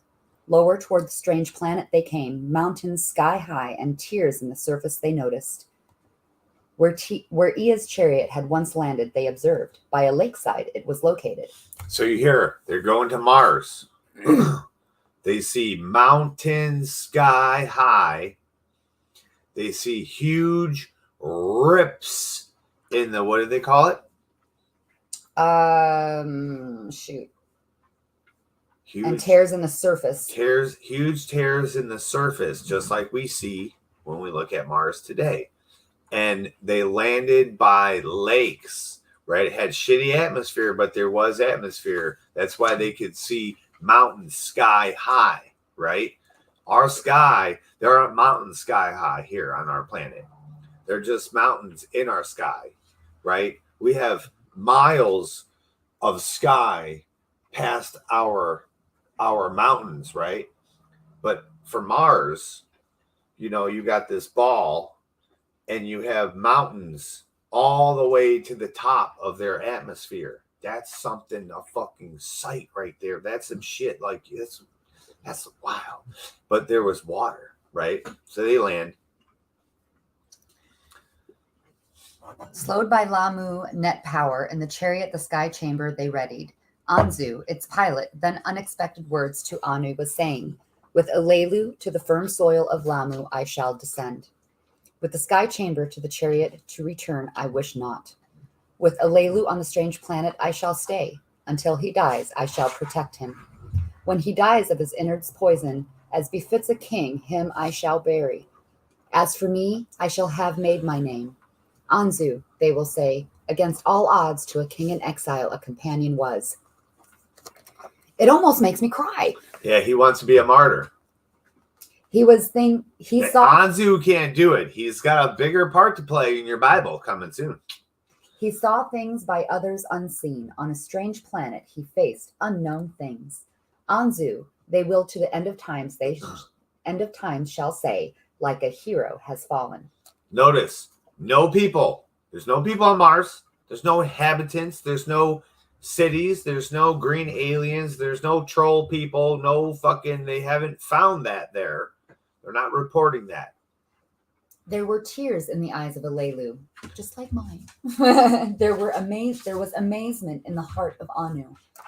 Your wish shall be honored. To Anzu, Anu said, hereby let a promise by me to you be made. By my raised hand to you I this swear. On the next journey a chariot by Lamu shall circuit. Its skyship to you shall descend. If alive it shall find you, the master of Lamu you shall be proclaimed. When a way station on Lamu shall be established, its commander you shall be. Anzu bowed his head. So be it. To Anu he said. Into the sky chamber, Alelu and Anzu were ushered. So he's got to last for a year. He's like, okay, I just got to live here for a year. 3,600 years. Our years. For us. So he's got to watch that sun go up, down, up, down, up, down, up, down, down, down, down, down. As that planet is slowly failing. You know what I'm saying? There's no trees and shit. They don't say there's trees and shit there. It's just rock and water and a shitty atmosphere. So, with eagles' helmets and fishing suits, they were provided with food and tools they were supplied. From the circling chariot, the skyship departed. From the chariot, its descent was observed. Then, from view, it disappeared, and the chariot to Nibiru continued. For 9 shars was Alelu king on Nibiru. For 8 shars, Iridu, he commanded. And the 9th shar, to die in exile on Lamu, was his fate. Yep. It's almost like, what's that planet they had Luke on? Tatooine? Yeah. It's almost like Mars is like Tatooine. Now this is the account of the return of Anu to Nibiru, and how Alelu on Lamu was buried, how Enlil on Earth the landing place built. On Nibiru there was for Anu a joyous welcome. Of what had happened to the council and the princes Anu gave account. Neither pity nor vengeance from them all he sought. To discuss the tasks ahead he them all instructed. To the assembled a vision great in scope he outlined. Way stations from Nibiru to Earth to establish. All the sun's family in one kingdom to encompass. You hear this? S-U-N, sun. You hear this, right? They're going to make way stations on all the planets in our solar system. Why would they do this? If the shit ain't spinning, we're not rotating around the sun, why would they have to do that? Why would that be necessary? No, it's because here's the sun, our sun, the big ball in the sky. It sits there, right? Shit's spinning around it. So when a planet's here, we're over here, and Nibiru's over there. We need to shoot from here to this planet to over there. We can't go around the sun. We can't go through the sun. If Nibiru's over here and we're over there, we can't go through the sun. We can't go around the sun. We need to shoot to that planet, shoot to this planet, shoot to that planet, and shoot out to Nibiru. It's written like this.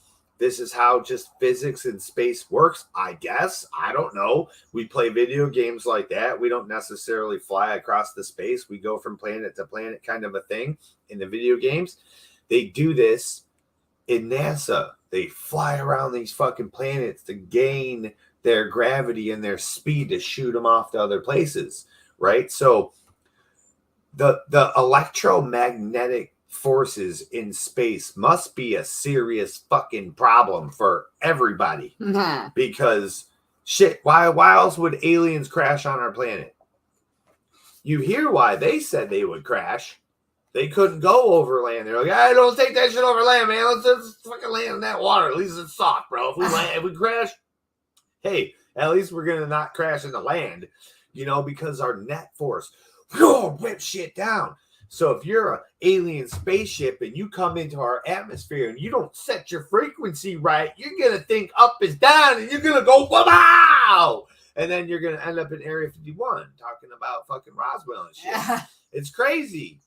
You gotta think of it in the physics realm. If you guys don't know physics, there's courses on physics all over the place. You don't have to go to college to do shit no more because of YouTube and TikTok, baby.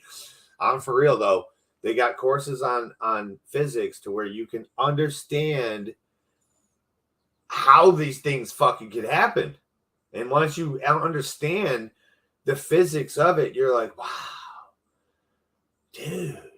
We could literally make a force field bubble around us and fly anywhere.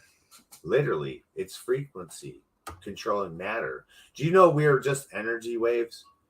We're energy waves interacting with other energy waves. That's how I talk about the gods seeing us. Our eyes don't work right. We see the matter. But really, it's just energy waves interacting with each other, right?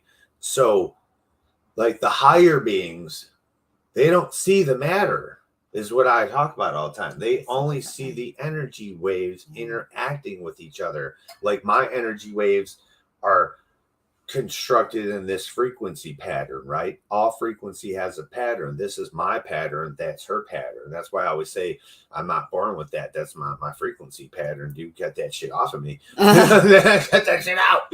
And, like the cancer and stuff, what I'm saying? That was in the frequency pattern. So it's like the true God only sees that energy in action. It's fucking awesome. Way stations from Nibiru to Earth to establish, all the sun's family in one kingdom to encompass. The first on Lamu to be fashioned, the moon for the plans also to be considered. You heard it. Mars is getting a way station. Promised to Anzu, and the moon is being considered. The moon. Go ahead, babe. What side? Dark side? On the other planets or their circling host stations to set up. A constant caravan of chariots to supply and safeguard. So you heard it. The other planets, they're considering, or their fucking moons. The gold from Earth without interruptions to Nibiru bring, perchance gold elsewhere to also find. Where? The counselors, the princes, the savants, Anu's plans considered. The salvation of Nibiru in the plans they all a promise saw. Savants and commanders, knowledge of the celestial gods perfected. To chariots and sky ships, a new kind, rocket ships, were added. Rocket ships. Hear that real quick, baby. Now, Only one dude, Alelu, went and asked the savants and sages and shit about the old times and really got into the history of the planets and shit. Everyone knew about the history because they learned it, but they weren't really paying attention to the shit. But as soon as they found gold there, they're like, all right, cool. We need to learn. We need to get these motherfuckers out, get your books out, people, and we need to learn where the fuck this gold might be in the other parts of the world or other parts of the other solar systems that are out there, right? And then they discover they have to create a new type of ship. A rocket ship. You hear? They didn't have rocket ships, people. They had frequency ships that they put water, fucking H2O2 or H2O. They put it on crystals and they fucking fired up these crystals with frequency some fucking kind of way. And they flew their ships through sky ships. Space. Through fucking space, bro. They flew these fucking ships by putting water on fucking rocks, right? But on planets, okay, they talked about how hard it was to get the fuck off our planet and other planets. They had real trouble landing, real trouble taking off. They didn't want these problems. So on the planets, they had to discover and create different types of propulsions. So they made rocket ships for the first time ever. Ancient fucking history. We're talking 1 million fucking years ago. Rocket ships on our planet, dude. What were they powered by? To chariots and sky ships, a new kind, rocket ships, were added. Heroes for the tasks were selected. For the tasks, there was much learning. The plans to Enki and Enlil were beamed over. Preparations on Earth to hurry, they were told. On Earth, of what had happened and what to be done is required, there was much discussion. Enki, Elalgar, to be of Eridu, the overseer, appointed. His own steps to the Abzu he directed. Where to obtain gold from Earth's bowels he then determined. What heroes to the task are needed he calculated. What tools were required he contemplated. An earth splitter with cleverness Enki designed. On Nibiru, that it be fashioned he requested. An earth splitter. Like we gotta imagine what these things might be, you know.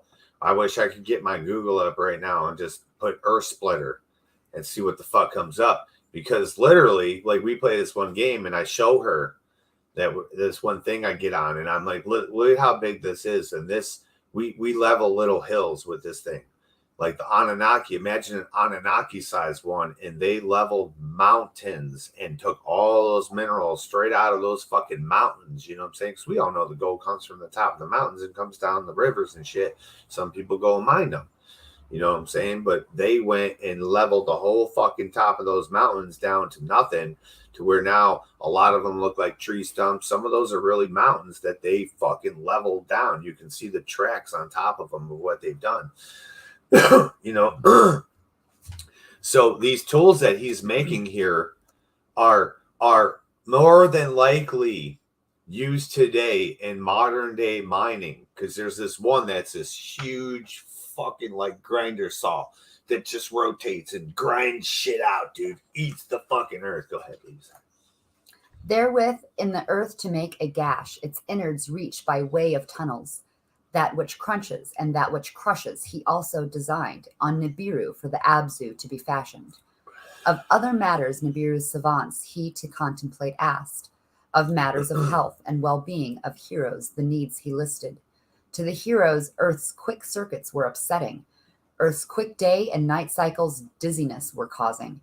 The atmosphere, though good, was in some things lacking, in others too abundant.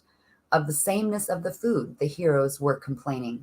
Enlil, the commander, by the heat of the sun on earth was afflicted. For coolness and shade he was longing. While in the Abzu, Enki preparations was making.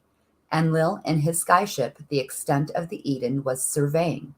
Of mountains and rivers he took account. Of valleys and plains the measures he took. Where a landing place to establish, a place for the rocket ships he was seeking. Enlil, by the heat of the sun afflicted, for a place of coolness and shade was searching. To snow-covered mountains on the Eden's north side he took a liking. The tallest trees he ever saw grew there in a cedar forest. There, above a mountain valley with power beams, the surface he flattened. So that is modern-day Lebanon, right? So there's a place called the Temple of Baal. We can look it up. If I had the things up, I could pull it up, and we'll do that one day and research these locations and see where they're at. They went to the tops of the mountains and carved the tops of the mountains. So when we're looking, you're thinking, well, yeah, but there was a flood. Well, guess what? We live on those mountains that they carved on. We built cities on them, churches, freaking in Canada, it's a library on the top of their mound. I couldn't find it because I was looking at their Capitol buildings, but it's not their Capitol buildings, it's their library. Their library is stupid fucking huge. It's on this huge platform. Yes. So around the world, you can see it, like the Temple Mount, same thing. They say that's where God landed. No, that's where a rocket ship landed. Duh, they built rocket ships for gold mining. So you see the sheeple mentality of this planet Earth is we're following these things, these other beings that came here from another planet, these other people from another planet. They came here to mine gold to save their planet. They built all these structures that we worship today in all these certain places. Lebanon is the Temple of Baal. He didn't like the sun. The sun was too fucking hot. So here's the thing. The more times they interbred with the first creation, which was this primitive worker, they created white people, right? We're going to get to that. I've just been hiding it from you guys. I know the truth the whole time. Listen, white people were formed because I believe they were white. I don't believe they were green. I don't believe they were lizards. I don't even think they were black. I think they were white. They spent most of their time in deep space, right? Deep space, a winter, right? When they came to the sun, it was hot. If they were black, dark-skinned, they would absorb the sun and love it, right? They wouldn't be like, I gotta get out of the sun, man. I'm getting burned up and shit, right? They didn't like it. The UV was high. It's up and down here. Great stones from the hillside the heroes quarried and to size cut. To uphold the platform with sky-ships they carried and emplaced them. So you hear that. So from the quarries, they cut and fashioned these. The Anunnaki did, okay? The Anunnaki cut the stones out of the quarry, shaped them. They're sky ships. With power beams. With power beams, picked them up, and put them in place. No giants lifted those motherfuckers. No giants lifted those things. Spaceships picked them up and put them down in exact spots because it's a fucking spaceship computer. How is that so perfect? How did they do this so fast? It was a computer. Computers, dude. I know it sounds crazy, but dude, it's written right there. With satisfaction did Enlil the handiwork consider. A work beyond belief, indeed it was. Exactly. Today, Junior. It's unbelievable. A structure of everlasting. Always. An abode for himself on the crest of the mountain was his desire. Of the tall trees in the cedar forest, long beams were prepared. Of them, the construction of an abode for himself he decreed. The abode of the north crest, he named it. So he made a log cabin, first Lincoln log cabin ever created. Okay. He had people build him a platform. But from the cedar trees, he built a log cabin on top of this platform. Fucking cool. On Nibiru, a new celestial chariot for soaring off was prepared. New kinds of rocket ships, sky ships, and that which Enki had designed it was transporting. Tons of ships. Tons. A fresh group of 50 from Nibiru it was taking. Chosen females among them were. Girls now. By Ninmah, exalted lady, were they commanded. In succor and healing were they trained. In succor and healing. So succor would be like giving birth, all that type of stuff right there. They talk about it later in the future. I'm no birth mother or anything like that, so I can't talk too much into that to know about it, but I'm saying it's all about the, giving birth and taking care of a child and taking care of the mother afterwards and making sure that baby gets healthy and stuff. So, and the healing, of course, is healing, root cutting. They were witches. They were all witches. And you're going to find out when you say, no, man, they weren't witches. God wasn't a witch. Bro, these people were witches. When you say, what's a witch? And you start saying the things that you think a witch is, you're going to hear exactly where it came from and what they did. They didn't have no pharmaceuticals. They flew in spaceships. They didn't take pills. They ate herbs. They made tinctures. They ate weed. By Ninma, exalted lady, were they commanded, and succor and healing they were trained. Ninma, exalted lady, a daughter of Anu she was, a half-sister, not a full sister of Enki and Enlil she was. Okay, so very important, right? She's a daughter of Anu and a half-sister of who? Enki and Enlil. Enki and Enlil. But she's not their wife, okay? She's not Enlil's wife, right? So she's a super, super important person for all kinds of different reasons because she's the master of the sucker healing. She's their sister, half-sister. And soon you're going to find out so much more about this chick. In succor and healing, she was greatly learned. In the treating of ailments, she excelled. To the complaints from earth, she gave much attention. A healing was she preparing. The course of prior chariots on tablets of destinies recorded, Noongal, its pilot, did follow. Unharmed, it reached the celestial god Lamu. It circled the planet. Slowly to its surface it descended. A faint beaming, a group of heroes followed. Ninma was going with them. Beside a lakeshore Anzu they found. From his helmet the signals were beaming. Anzu himself was without motion. Prostrate, he lay dead. Ninma touched his face. To his heart she gave attention. From her pouch she took out the pulsar. Upon Anzu's heart, pulsing, she directed. So they're on Mars. And come on fast again, baby. You just go like it's meetings, nothing. Is this all on? And so they're flying around Mars. They promised that when they came back, they go check on Mars and see how Alelu, if he died, and check on Anzu. So they go over there, and these dudes are in spacesuits the whole time. They can't be without the damn spacesuit because they can't breathe on Mars or live there at all. So they come up to him. They're like, "Shit, he looks dead." So they rip off his helmet and they get the pulsar and the emitter out, right? So they fucking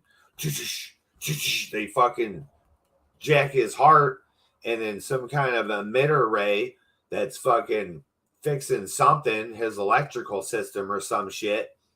And then they bring out the elixir of life, right? The fucking life water. And they pour it in his mouth. And then what happens? From her pouch, she took out the emitter. Its crystal's life-giving emissions on his body she directed. 60 times did Ninma direct the pulsar. 60 times the emitter she directed. On the 60th time, Anzu his eyes opened. So she did Reiki. With his lips, he motioned. Gently upon his face, Ninma water of life poured. Water of life. His lips with it wetting. Brought him back to life with Reiki. Gently into his mouth, the food of life she placed. Then the miracle did happen. Anzu from the dead arose. What's the food of life and what is the water of life? Very important questions, and we're going to find out. I want to make it. And that's one of the reasons why I moved here. I probably could have moved to a better state, I know. But, I can move here and privately mine gold, About Alelu, they him then inquired. Of Alelu's death, Anzu them told. He led them to a great rock, from the plain heavenward protruding. There to them what had happened he was telling. Alelu, soon after the landing, from unremitting pain to scream began. From his mouth his innards he was spitting. In agony he peered over the wall. Thus was Anzu to them, saying, he led them to the great rock, like a mountain from the plain, heavenward rising. Like a mountain. They said it was a rock, but like a mountain, right? In the great rock a cave I found, Alelu's corpse therein I hid. Its entrance with stones I covered. So was Anzu to them, saying, they followed him to the rock. The stones they removed, the cave they entered. Inside what of Alelu remained they found. Who was once on Nibiru a king, was a pile of bones, and was in a cave now lying. So see, 1 year, 3,600. It took that long for them to come back. He was a pile of bones on this planet. If he was on their planet, he would barely be decayed. He's 1 year dead. On Mars, with shitty atmosphere +2, he was a pile of bones. So on Mars, in that cave, on that mountain that is shaped like a damn face, there's a fucking giant from Nibiru buried in that cave. When they go to Mars as a human and they document it, if they don't go find that cave and dig that dude out, they're stupid. For real. It's written right here. For the first time in our annals, a king, not on Nibiru has died. Not on Nibiru was he buried. So did Ninmah say, let him in peace for eternity rest, she was saying. They, the cave's entrance again with stones covered. Like, if they go find that, that's all the proof anyone ever needs. You know, the things on our planet, you might be able to say this or say that, say whatever you want, but that's written there. If we were to go on Mars, find this cave, and you're going to find out there's another one buried there. They bury another dude in there too later. But if we were to go there and find that, that would be complete proof that this is the truth and everything stemmed from it, and everything that comes forth in the end here. You're going to see the witchcraft, the spell that was put on mankind in the end days so that we worshipped and followed a deity. We never were supposed to do that. Never. The image of Alelu upon the rock mountain with beams they carved. They showed him wearing an eagle's helmet. His face they made uncovered. Let the image of Alelu forever gaze toward Nibiru that he ruled, toward the earth whose gold he discovered. So Ninmah, exalted lady, and the name of her father Anu, did declare. As for you, Anzu, to you Anu the king his promise shall be keeping. 20 heroes with you here shall remain, the way stations building to begin. Rocket ships from Earth, the golden ores shall here deliver. Celestial chariots from here, the gold on Nibiru, shall then transport. Hundreds of heroes their abode on Lamu shall make. You, Anzu, shall be their commander. So they're going to make houses, their abode. That means you're going to make your house, your home, Mars. Okay. Now, what their buildings look like on Nibiru? How do they build? What structures did they make? Did they make, square houses out of concrete with these glass windows, or did they build pyramids on their planet? Because it looks like to me they built ziggurats and pyramids on our planet. So why would they change their construction style that they knew, just because they're on a different planet in all of the planets? So they started making buildings, pyramids on Mars, and we can see that. And it says here that they were close by that mountain, that Mars mountain that has a face on it. And they went over to the Mars mountain, with the satellite images. So the Mars mountain with the face on it's right here. Then over here, which is probably fucking thousands of miles in reality, but right over here is a whole motherfucking city. That's the spot. That's the spot right there. That's the fucking way station.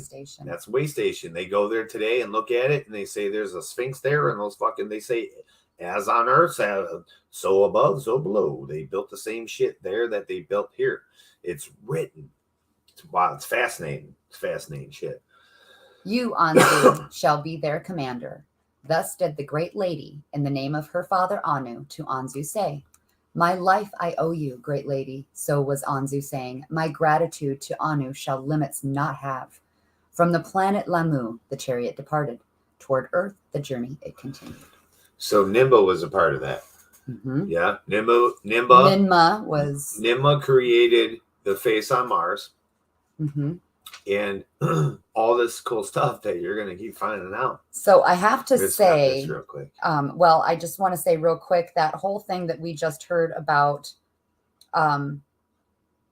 him being in a cave, them rolling back the stone, them rolling it back, one of the others coming back to life. I don't know, but that whole story, this whole little segment of Mars and what happened to both of those people kind of tie in as one story that we've created about Jesus. To me, it very much has a lot of likeness to some things that that the Bible has with coming back to life, and the stones. I could be far-fetching, but I just wanted to put that out there. Yeah, Jesus is coming. Trust me, Jesus is just coming. As a story point of view of what happened. That is a cool little analogy of it, though. Yeah. But notice they bring this dude back to life with Reiki, with crystal emitting some kind of power, some kind of frequency, brings this dude back to life from death. He ran out of oxygen, probably, or food or something, and just said, fuck it, I'm going to die. 3,600 years would be a long time to live, Yeah, absolutely. On his planet, it's 1 year, but here would be endless fucking time. He would watch those bag of bones just deteriorate, and go away, all the flesh of it, and he would probably surprise him. I mean, imagine though, if she would not have shown up when she did, he was dead. Yep. And if any more time would have gone by, he would have been bones too. There would have been no bringing him back.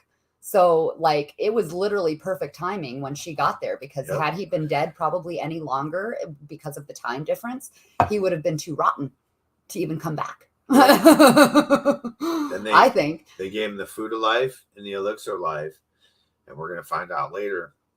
5th tablet next week. What that is. Or sooner. You never know. Yeah, sooner. Depends on if she wants to do another one. We have to stop this. Well, I mean. Decide. Okay. I wasn't thinking that, but. What were you thinking? We can stop this and then talk. We can stop this and then talk. Okay. Yeah. So it's been a great time on the Ganja Gospel Tablet 4. Shit is getting real on planet Earth. And you're going to start connecting the dots with all the ancient stuff. You have the fish god right up there. You have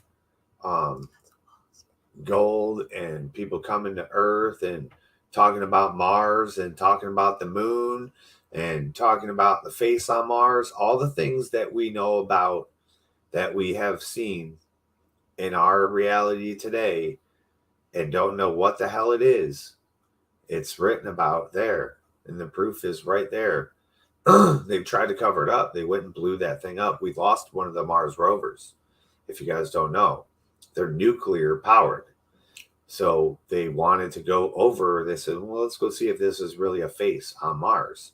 A face, or is it just an illusion? Because we're looking at it for so far away. They drove their rover over there and they reported it lost. Then they reported it blew up. And then they took more satellite pictures of the mountain on Mars from all different angles and different this and elevations. And the whole side of it was fucking destroyed. Totally blown the fuck up and landslided. Completely fucked. So they went over there and blew that bitch up and said, fuck you. That's not what you think it is. It's very ironic that it just so happened to be in that particular spot that it blew up in. Exactly when they were going to see if that was a face on Mars, they drove it over there and blew that fucking thing up remotely and destroyed it. Boom. It's pretty terrible. Absolutely. Let me go ahead and I'm going to redo this so that we're making sure that it's nice and fresh. Oh yeah. Because sometimes it gets funny. Oh, there. Yeah. Yeah, it is pretty terrible though. Okay. But the truth is bigger than your reality, though. You'll see it in upcoming tablets. You know, they're going to be on the moon. And, you know, you can go on the dark side of the moon. They say there's a dark side of the moon, but there really ever isn't a dark side of the moon. There's just a side that you can't see. Because right now there's a half moon. So I see a dark side. There's a dark side there, right? So guess what? We only see a half moon. Guess where the other part of that light is? On the other side that we can't see. So there never really is a dark, just like we have a full moon and then we have a no moon. When we have a no moon, the other side of the moon is fully bright. Think about it. Just think about it. You know, when we have a half moon, the other side is bright. Then it goes around and then comes back around. It goes around and comes back around. It goes around and comes back around because we spin. You know what I mean? It's pretty wild. So happy Flat Earth Day. And oh, goodness. we'll see you guys next time on the Ganja Gospel. Next time. Absolutely. Yeah. Thank you, everybody, for joining us wherever it is that you joined us on the network, on TwizTD RootZ, on MichiganjA MisfiTZ, the Dorkening, Still Toking with, Hellfire Radio, Greenhaven Media, so on and so forth. There's so many. We love all of you and show them all love by clicking on their link in the description below and giving them a like and a follow. All right, everybody. Canon dorks, weed nerds, and ancient alien lovers. Yeah, baby. Stay Peace frosty. Out. Until the next tablet. Yes. Hit us up at strains@gmail.com or tuneflamefarms.com. Check out all our products and hurry up and buy. Hurry up and buy. Hurry up and buy. Peace out. Peace out.